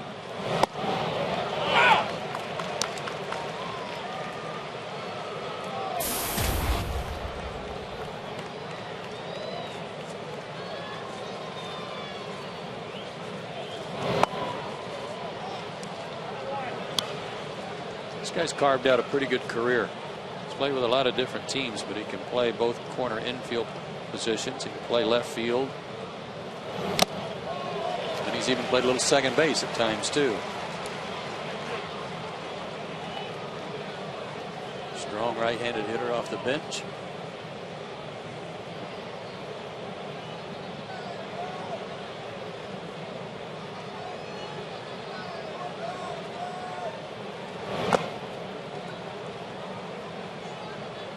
Good start for PHI. Very different start in that he hasn't thrown any strikeout pitches tonight. Because of that, he's still under 100 pitches for the game. Yeah, but that goes to what I was talking about earlier, Chip, and that is that these guys go after you early in the count.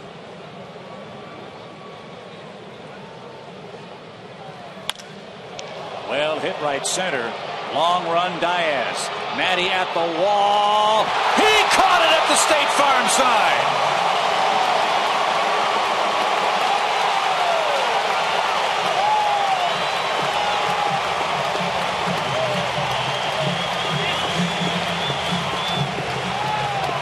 He had to run a mile, mile and a half, 2 miles for that one.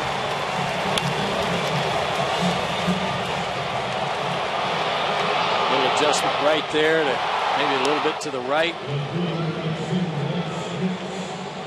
Always pays to have some insurance in the outfield.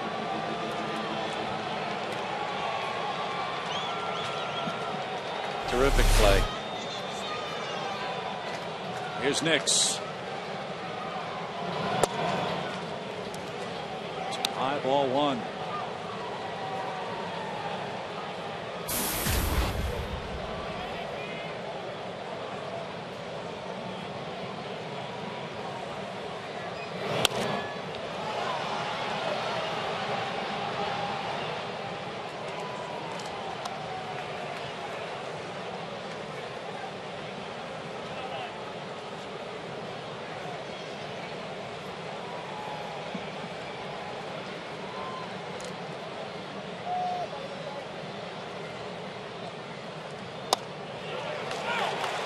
Beautiful pitch. 1-2. I love that pitch because hitters tend to give up on it.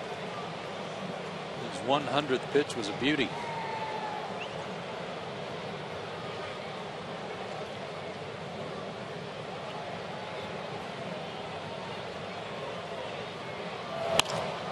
Line drive. Diving try. Martin can't get there. Bourne backs up. Slips and falls. But Nix would have reached second in any event.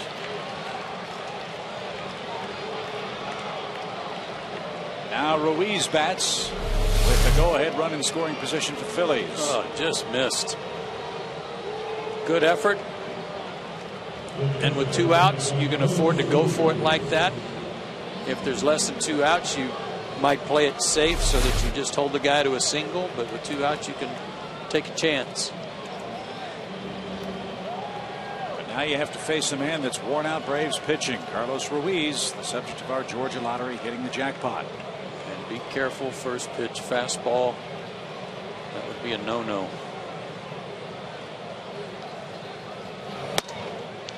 Unless, of course, you throw it over his helmet, and then I think you're relatively safe, but not always.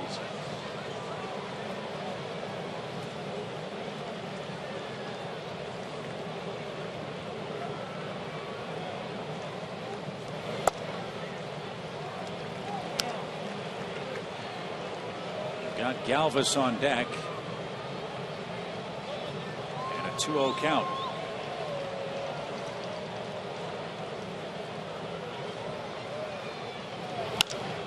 Fly ball to right. Matty's going to catch that.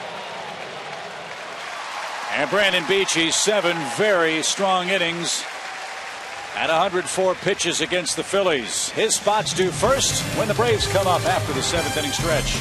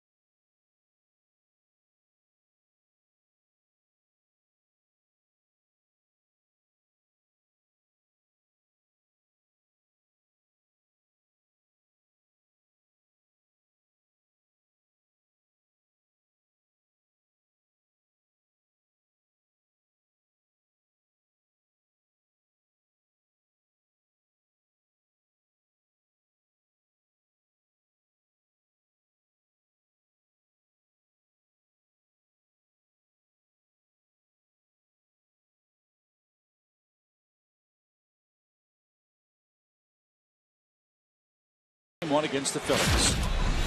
Scoring began in the 4th inning. Runners on at 2nd and 3rd. Base hit by Wigginton. It got under the glove of Martin Prado, so both runs scored easily. The Braves started their comeback on a 1-out homer by Brian McCann in the 4th, 387 feet off Hamels. And just a few minutes ago, with the bases loaded and 1 out, Juan Francisco, playing third base tonight, delivered a clutch sacrifice fly to tie the game up. And Cole Hamels is out of the game. Allowing 2 runs, 6 hits in his 6 innings. He'll give way to left-hander Antonio Bastardo. This is Antonio's 8th appearance in 2012. And he'll face Jack Wilson. Jack will pinch hit for Brandon Beachy. This guy's become their left-handed specialist. Last year, terrific season, 64 games. He was 6-1 with a 2.64 ERA.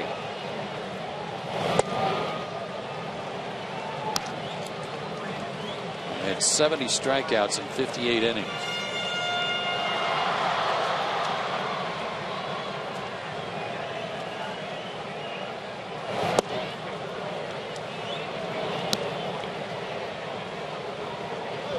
Teammates can still make a winner out of Beachy if they can get a run across here.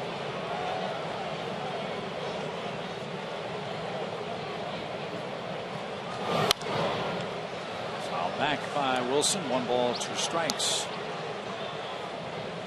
A lot to be proud of for Beachy tonight. No walks in his start. Yeah, another quality outing. I don't mean that from a quality start standpoint, which it was, but just good stuff. Remember the cheap hit by Pence that kind of set up their 2-run 4th inning.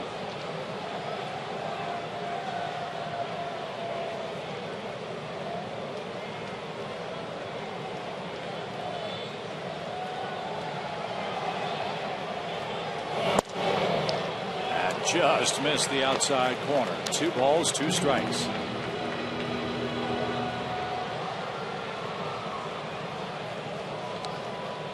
Charlie Manuel's seen this movie before. His Phillies stuck on 2 runs.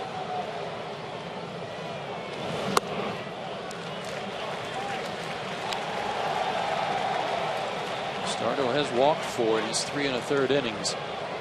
And now he's got to throw a strike.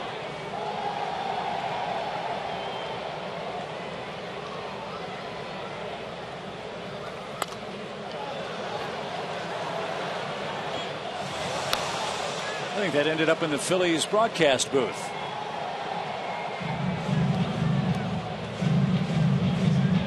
Chris Wheeler survived.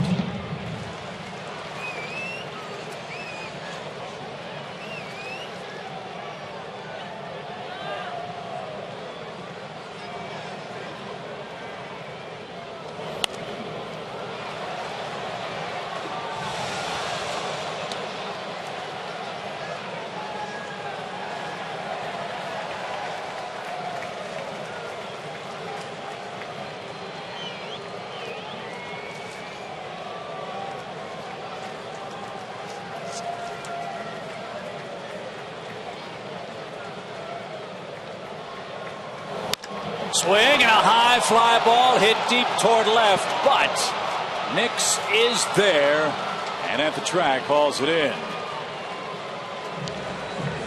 Jack barreled that ball and just missed. 1 out. Let's check back in with Tom. All right, thanks, Chip. The Twitter questions coming fast and furious now. You can access them at hashtag FSBraves. Obviously, we know the Phillies have had their run of Eastern Division titles. Our fans want to know, what about the Nationals, who currently have a half-game lead over the Braves after an idle day yesterday? Do you guys see the Nationals staying this strong throughout the season? That's from Cam, 311. And Joe, my question to you, with the Nationals' great pitching, Strasburg to start, how's he going to finish the season? And how about Gonzalez? Can those guys keep it up, what they've accomplished thus far? No reason to think they can't, Tom, unless something happens health-wise to put a crimp in their staff. I know there's been a lot of talk about Strasburg and how many innings they're going to allow him to pitch this year, no matter where they are in the standings. I'll kind of believe that when I see it if they're in a pennant race in late August and they shut him down because of too many innings. But they've got a good club. They're scoring some runs. If there's a question, and it has been the question the last couple of years for Washington, it's their defense. They've got to cut down on their errors. Nationals, as Michael Bourne takes a call, 3rd strike. Washington had lost, I believe, 4 in a row coming into play tonight, losing again this evening. Just about a perfect pitch there on the breaking ball. And they are banged up. Lidge is out. Mark DeRosa just got hurt. Ryan Zimmerman's been banged up. Drew Storen was already on the DL, their closer. They're down to their 3rd closer, and he's a pretty good one too, or not bad. He's never been in that position, but Henry Rodriguez, who throws 100 miles an hour. Still think the East is the toughest division in baseball? National Yes, League East? I do, but the AL East is gaining ground. I mean, they've already been really good, but they're all beginning to play better baseball. Fly ball off the bat of Prado, and that's playable for Victorino, and Shane's got it. And a nice job of pitching by Bastardo to retire the Braves in order in the 7th. 2-2 to score. On we go to the 8th.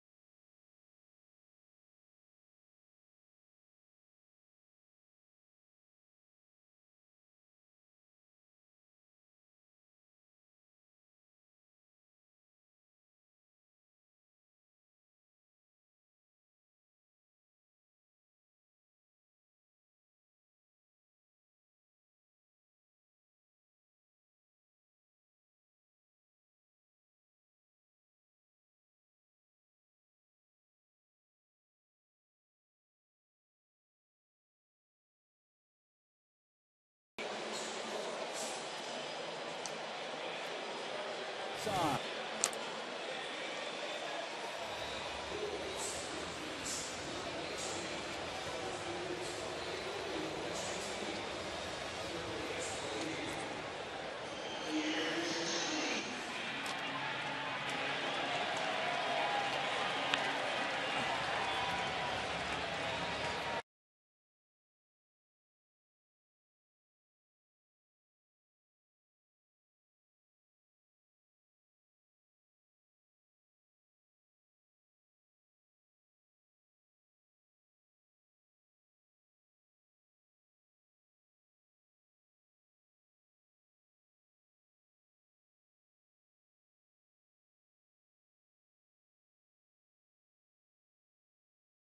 In part by Blimpie, by Academy Sports and Outdoors, by Georgia Power, and by Nissan. Couple of changes as we move to the 8th inning. In a 2-2 game, Jack Wilson stays in to play shortstop. And answering the AT&T call to the bullpen for Brandon Beachy is left-handed relief pitcher Johnny Venters. No runs allowed in 8 2/3 innings. 5 walks, 17 strikeouts.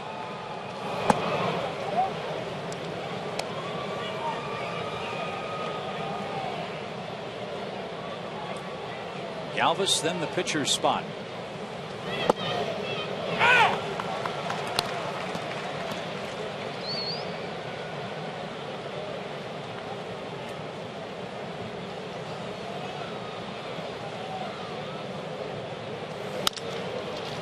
Wilson will be tested early. And Jack makes quick work of the Phillies' second baseman. Fans, this is your last chance to get a baseball autograph by one of the Braves players. Simply buy a prorated season ticket plan of 16 games or more to get yours. Give Braves ticket representatives a call now. 404-577-9100.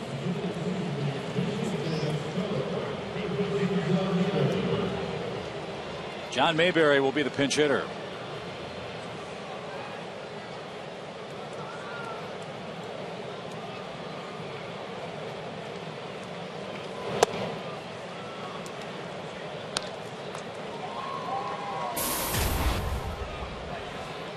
It's been a good late inning team, the Phillies,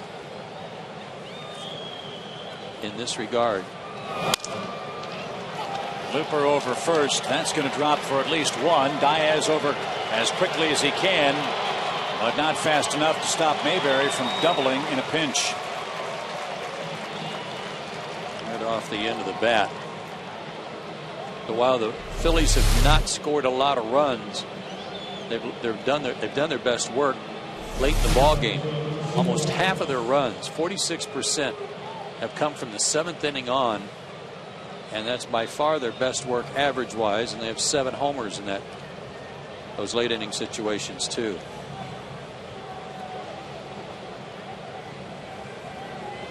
And now Johnny has to go back to the top of the order and face Jimmy Rollins. Rollins 1 for 3. A 6th inning single, then he overslid second base and was tagged out.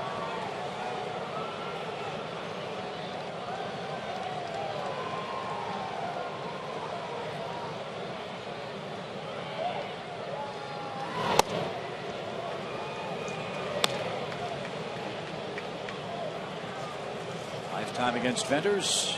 Jimmy Rollins, 1 hit in 4 at bats.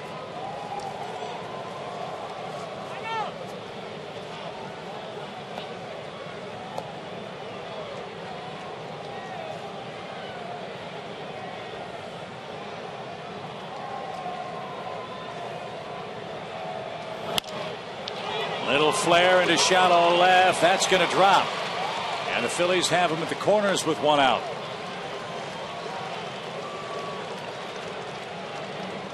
Here comes Philadelphia with their late inning offensive surge against Johnny Venters. And Rollins quick enough to fight this off, biting in on him, but Mayberry had to freeze to make sure Prado wasn't going to catch it, so he only moves up 1 base. This guy is a problem for Johnny and has been in the past. 3 for 7 in his career because he's only trying to take him to right field. Not trying to do too much with him. Polanco has hit into 2 double plays this year. And now McCann's really got to work hard on a slider in the dirt, knock that ball down, and keep Mayberry at third base. 1 ball, no strikes.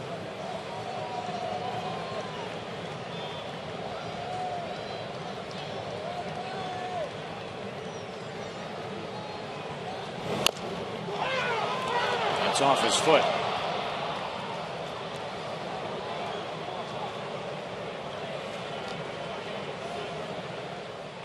Missed his shin guard right off the toe.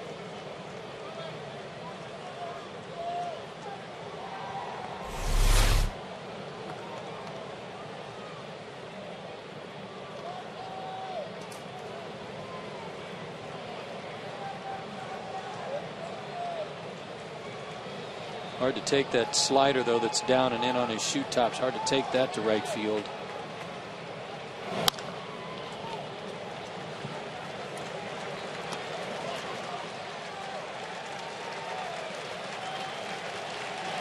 Great spot for a strikeout if you can get it. 1 ball, 2 strikes. That would be huge right here.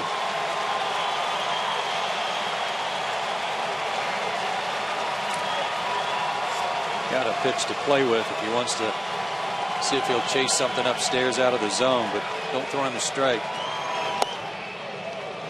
There's the good McCann stop. 2-2.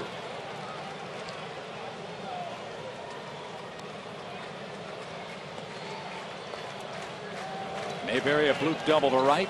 Rollins a soft single to left. Phillies runners at the corners with 1 out in the tie game late.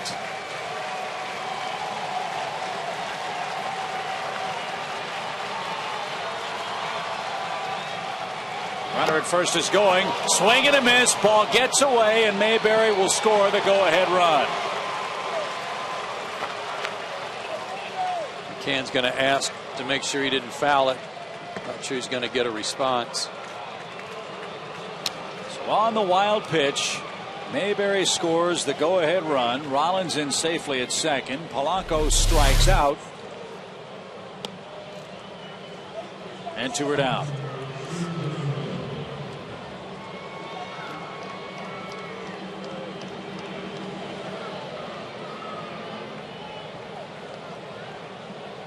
Did his best to get in front of it. Right up off the heel of his glove. Now Victorino bats. Phillies do it again from the 7th inning on. Another run tonight. And Victorino 4 for 10 against Vendors, including a triple.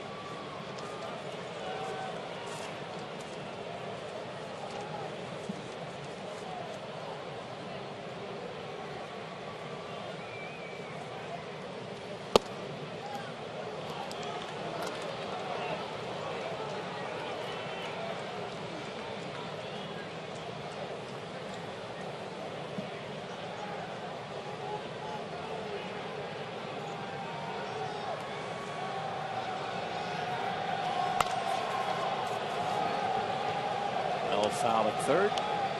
2 balls and a strike. John Mayberry had come into the game 1 for 10 as a pinch hitter. And boy, did that bloop double turn out to be big this inning.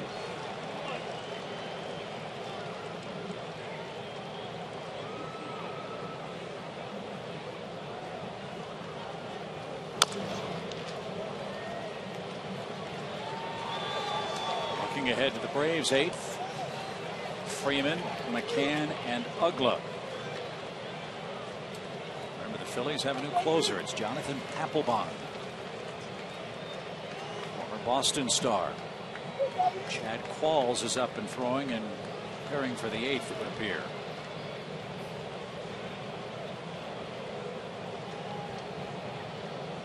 I believe Qualls is the guy that got touched up last night against the Cubs when they rallied late to tie the game.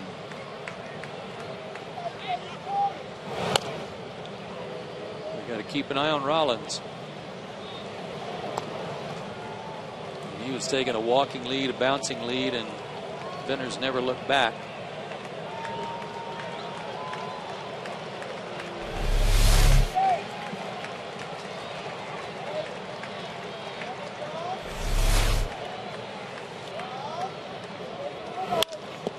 Off Johnny's foot.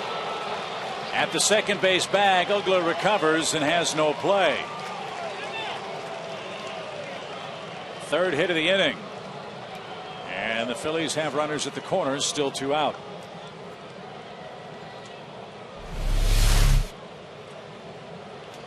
High fastball. Got the back leg. His right leg. But it might have saved a base hit. It might have saved a run.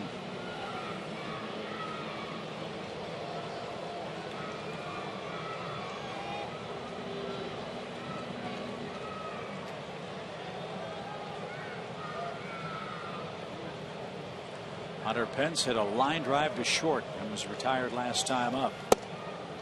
It was his double in the 4th inning against PHI, a 2-strike pitch that was maybe 3 inches off the ground. He shot into right field for a 2-out double. Wigginton followed on the next pitch from PHI with a 2-run scoring single.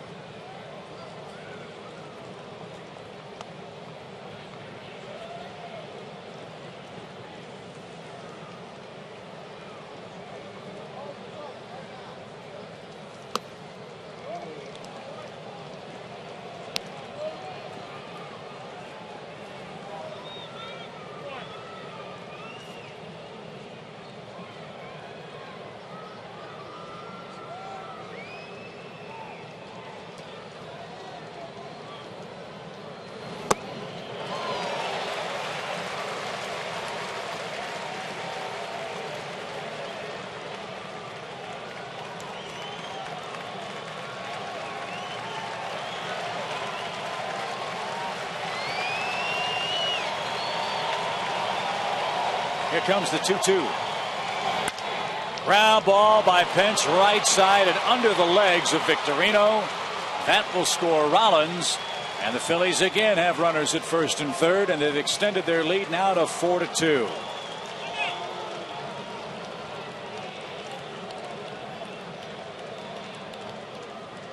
Like we talked about at the beginning of the broadcast, Chip, they're still the Philadelphia Phillies. Oh, and another high fastball.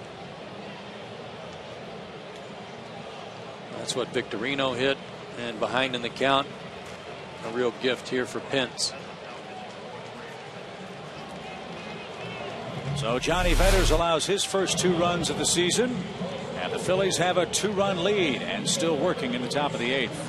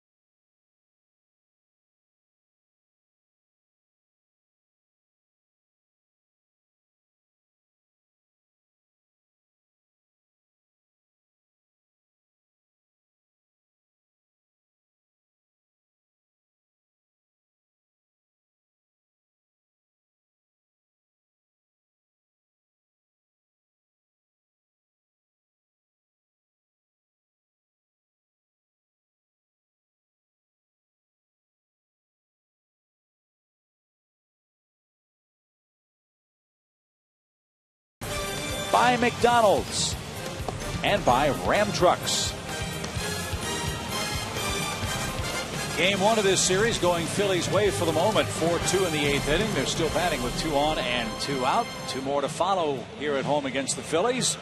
We'll wrap things up with a SunTrust Business Fan Special Thursday at noon. Great tickets are available. Get your tickets today and come on down to Turner Field for Randall Delgado's start. Get your tickets at braves.com/tickets.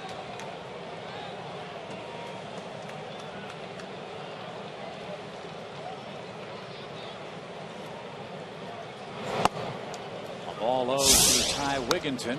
That pitch came from, and answering another AT&T call to the pen, right-hander Chris Medlin.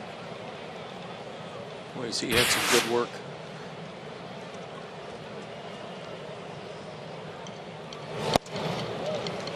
He needs a little more here to prevent those runs that belong to Johnny Venters from scoring. He's only allowed runs in one outing. That was at Houston. A couple of runs in an inning and a third.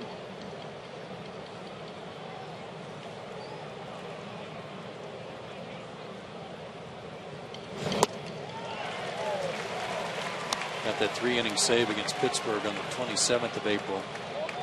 3 innings, no hits, no runs.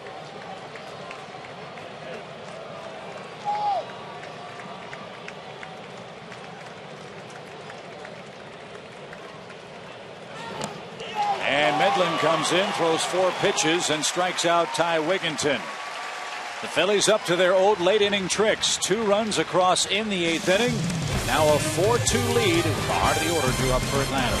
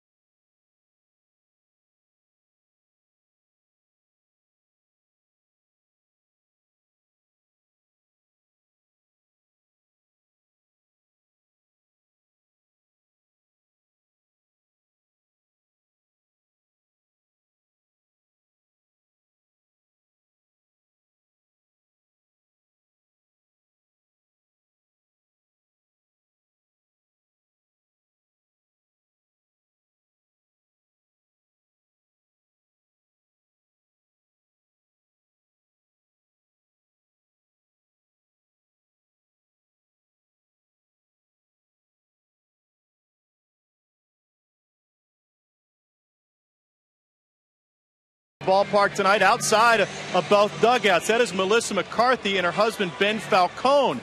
You remember her as the actor from Bridesmaids, Emmy Award winner.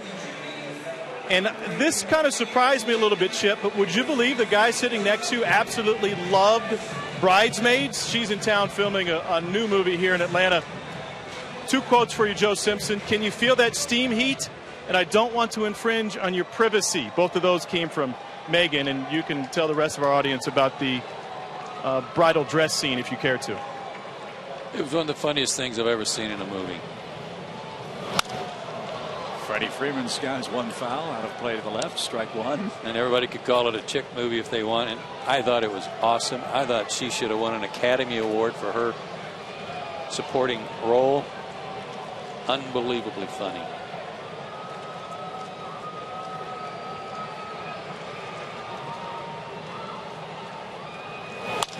Lined over third. Boy, I love it when he hits the ball the other way.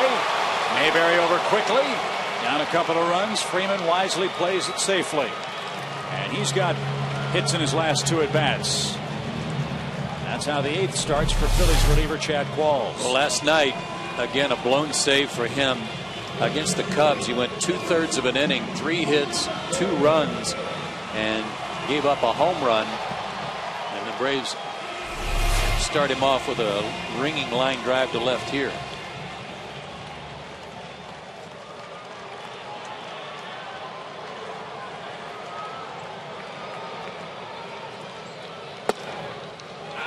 Late called strike to Brian McCann. The Braves catcher has homered and walked.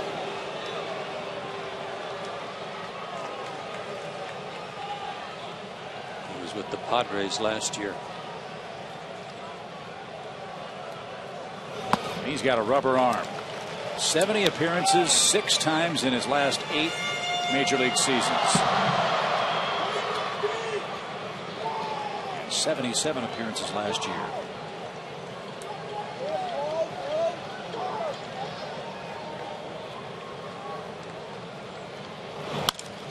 Double play ball.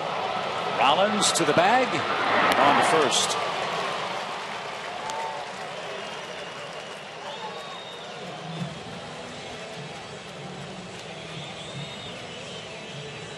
Here's Ugla.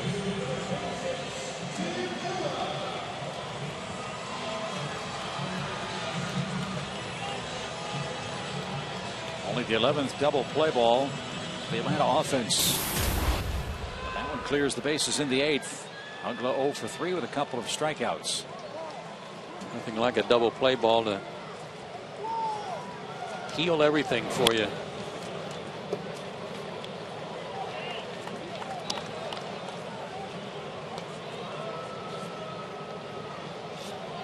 Makes you feel like the rest of the bridal party after the Mexican restaurant scene.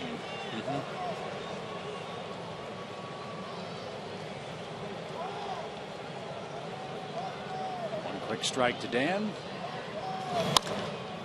Now 0-2. Hansen and Halladay here tomorrow night.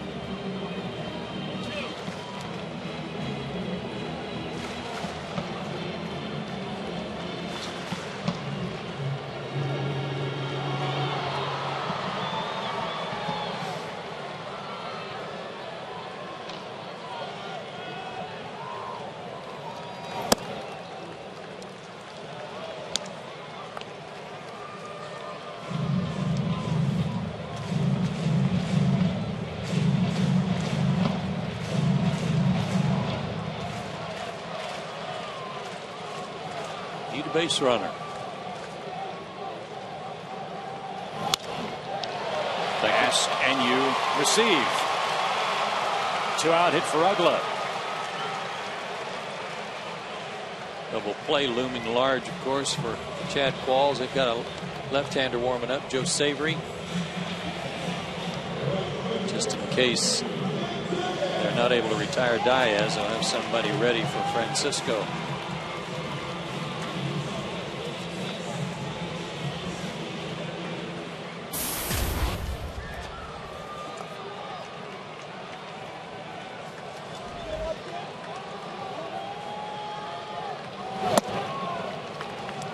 Outside for Matt.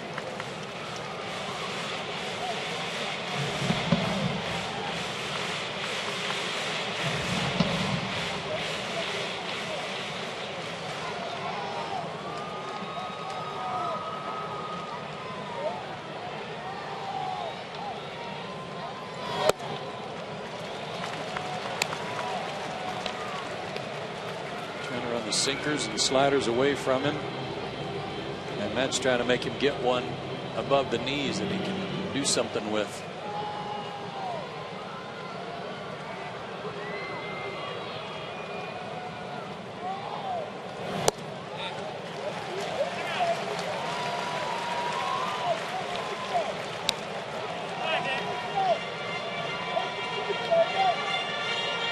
So a test here, or not a test, but a decision here for Freddie Gonzalez. Tying run at the plate. He let him swing away with a chance that he might hit one out of the ballpark. What are you taking, hoping you get ball 4 and put the tying runs aboard? You'll never know. The pitch wasn't close enough to swing at. A 2-out walk. Tying runs are on. Here's Francisco. So far, no move for Charlie Manuel.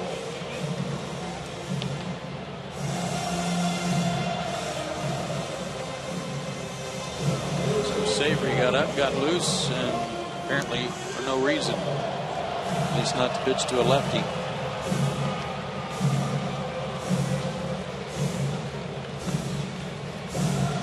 Francisco has seen Qualls before. He's 0 for 1. Tonight, 1 for 2 with a sacrifice fly. That scored the second Braves run. He parks one here. The game turns in Atlanta's favor.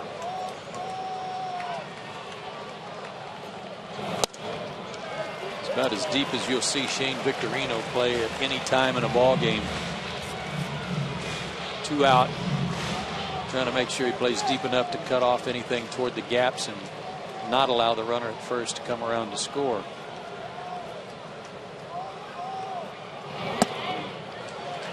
Qualls can't throw a strike. It's 2-0. And he's missing badly to the same place, which is now down and in.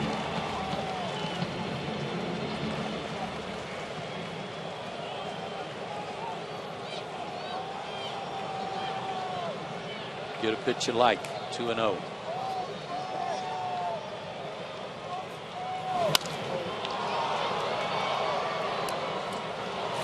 Well foul. 2 balls and a strike. And 94 from Qualls. He humped up on this one.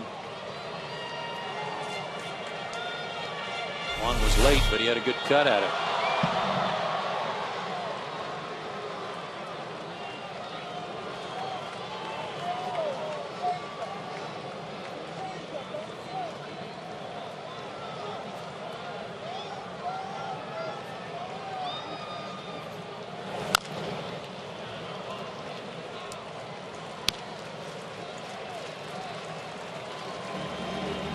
Like a good sinker. Might have been a split finger pitch, but a good sinking pitch in.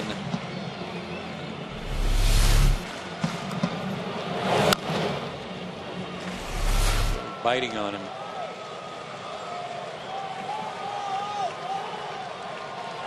Two on, 2 out, 2-2 count.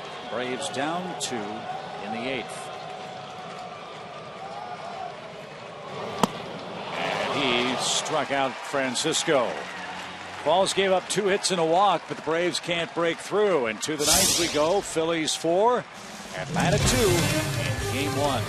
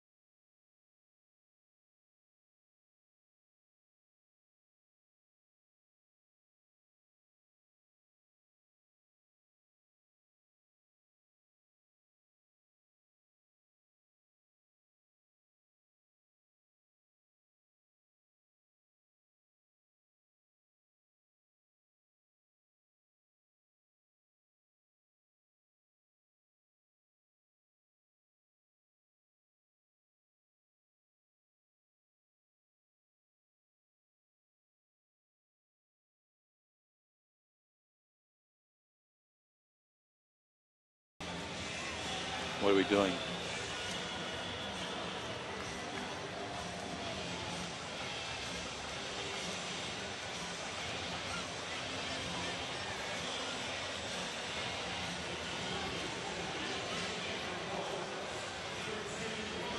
Four 2's our score. We are in the ninth inning. Too many Phillies caps tonight. They've got the lead, but good work by Brandon Beachy, allowing only 2 runs in his 7 innings of work. Chris Medlin needs to hold him right there. Pinch hitting first is Juan Pierre. That's right. The same Juan Pierre that's played for the Marlins, the Dodgers, the Cubs. He's now with the Phillies. And he pops one into left. Good start to the ninth inning. Pierre's retired, 1 away.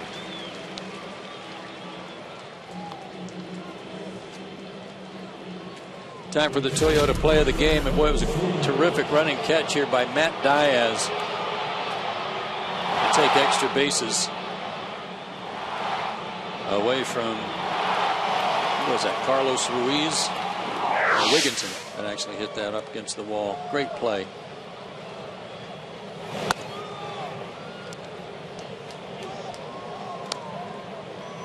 Braves have handled Ruiz so far. He's got a 4-game hitting streak on the line with this at bat. He's 0 for 3 so far in the game. And Uggla can't get it.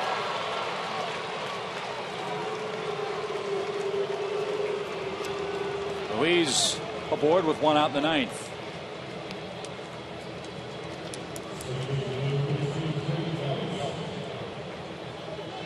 News on the scoreboard. Nationals have lost. Arizona beat them tonight 5-1. Houston's beating the Mets. Game's in the 5th in Houston. Here it's 4-2 Phillies, 9th inning.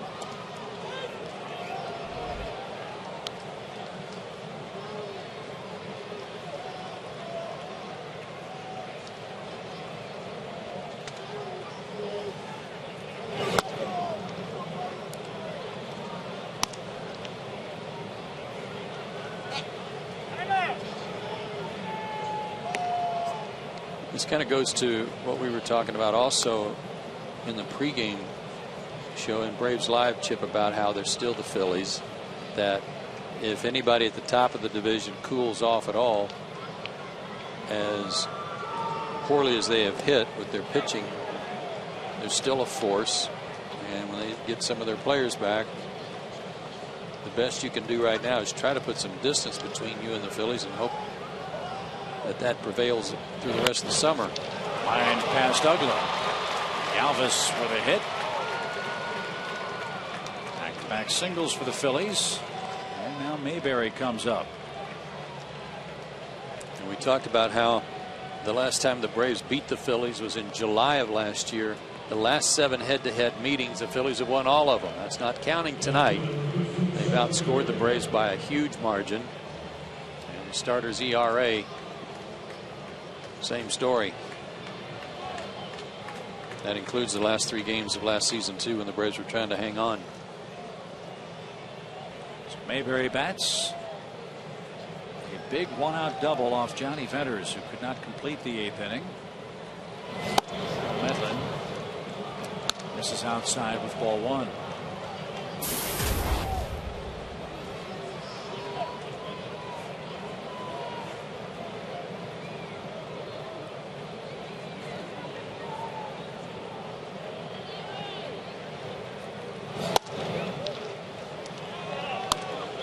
For a team that has been struggling offensively, everybody in their lineup, position player wise, has a hit tonight.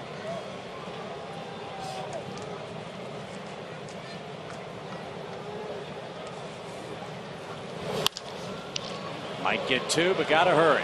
Uggla the turn. And indeed, a double play retires the side. Medlin with an inning and 1/3 of shutout relief. Last chance for the Braves in the 9th inning. 4-2 Phillies.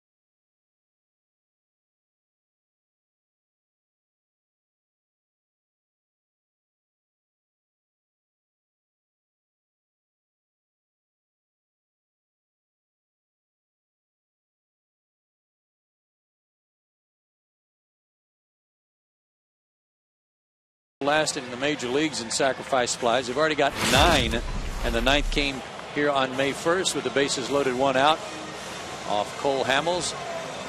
That's our Home Depot tools from the dugout. Some good situational hitting, something the Braves struggled with last year, but a sacrifice fly from Juan Francisco tied the game in the 6th. So the crowd of 21,640 hoping for some 9th inning magic. But they'll have to get it done against one of the game's elite closers, former Red Sox star and current Philly 9th inning man, Jonathan Papelbon. It's a perfect 8 for 8 in saves. Fastest to 200 saves in Major League history. Signed a 4-year deal with the Phillies with an option for another. The last 6 seasons with the Red Sox, consecutive seasons of 35 saves and 37, 41, 38, 37, 31. Model of consistency. And as you see, 4 times an All-Star in the American League. 6'4", 225 out of Baton Rouge, Louisiana. Eric Hinske will greet him first in the 9th inning. Eric coming off one of his best games in the big leagues yesterday. He was 4 for 4. And he drives one toward left center field. Victorino will give way to Mayberry. And Hinske is out on 1 pitch. Not only has Papelbon been very good, Phillies notes have an amazing stat. In save opportunities, opponents are 3 for 26 at the plate against this man. Here's Wilson. That's dominance.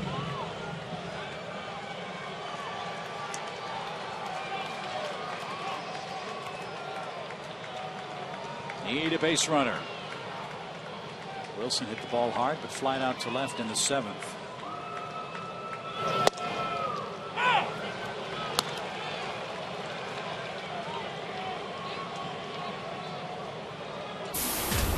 Papelbon with a mid-90s fastball, a split, a slider.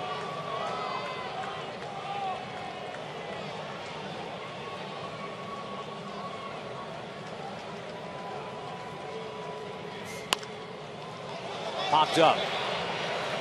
Behind the plate, Ruiz at the screen. Ball back spun into his glove. And the Braves down to their last out. Coming up on Braves Live, presented by AT&T, Freddie Gonzalez will talk about Game 1 of the series. We'll hear from the Braves in the clubhouse. And Jerome will have all of tonight's highlights. Here's former Philly Michael Bourne. See if he can keep the game alive for Prado.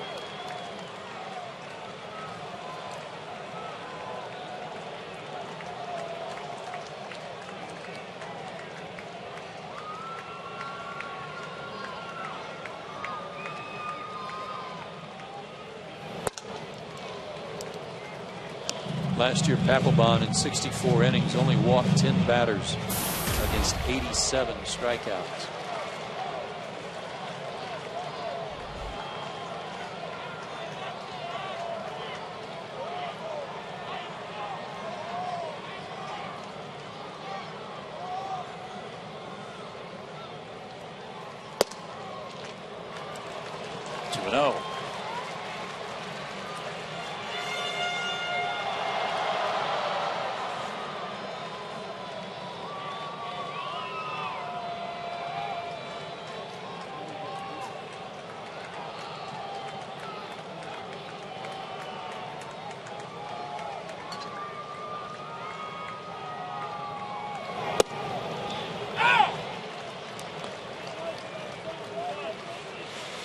Certainly, Papelbon has been through the wars before, and he knows with a 2-run lead, the only way the Braves can tie it up is if he allows one man to reach, and he threw that one right down the middle, 2-0. Want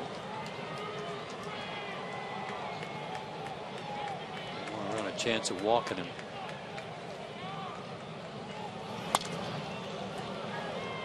Now Michael and the Braves down to their final strike. 2-2 count.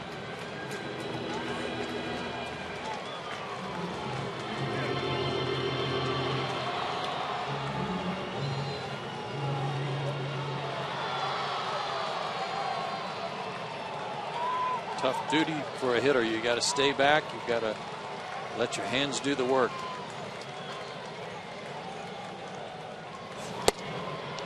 Ooh, Papelbon wanted that pitch. Target was away, and that's what hurt him. Pitch was right there. The fact that he missed the target so badly, I think, influenced Mike Estabrook. Obviously, putting the Fox tracks a strike.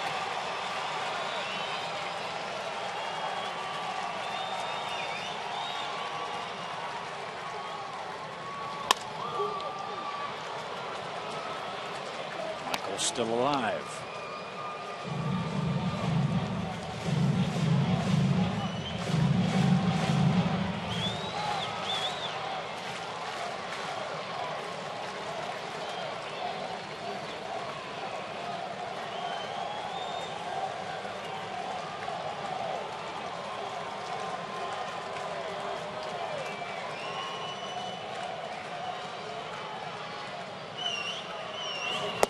Ball game over.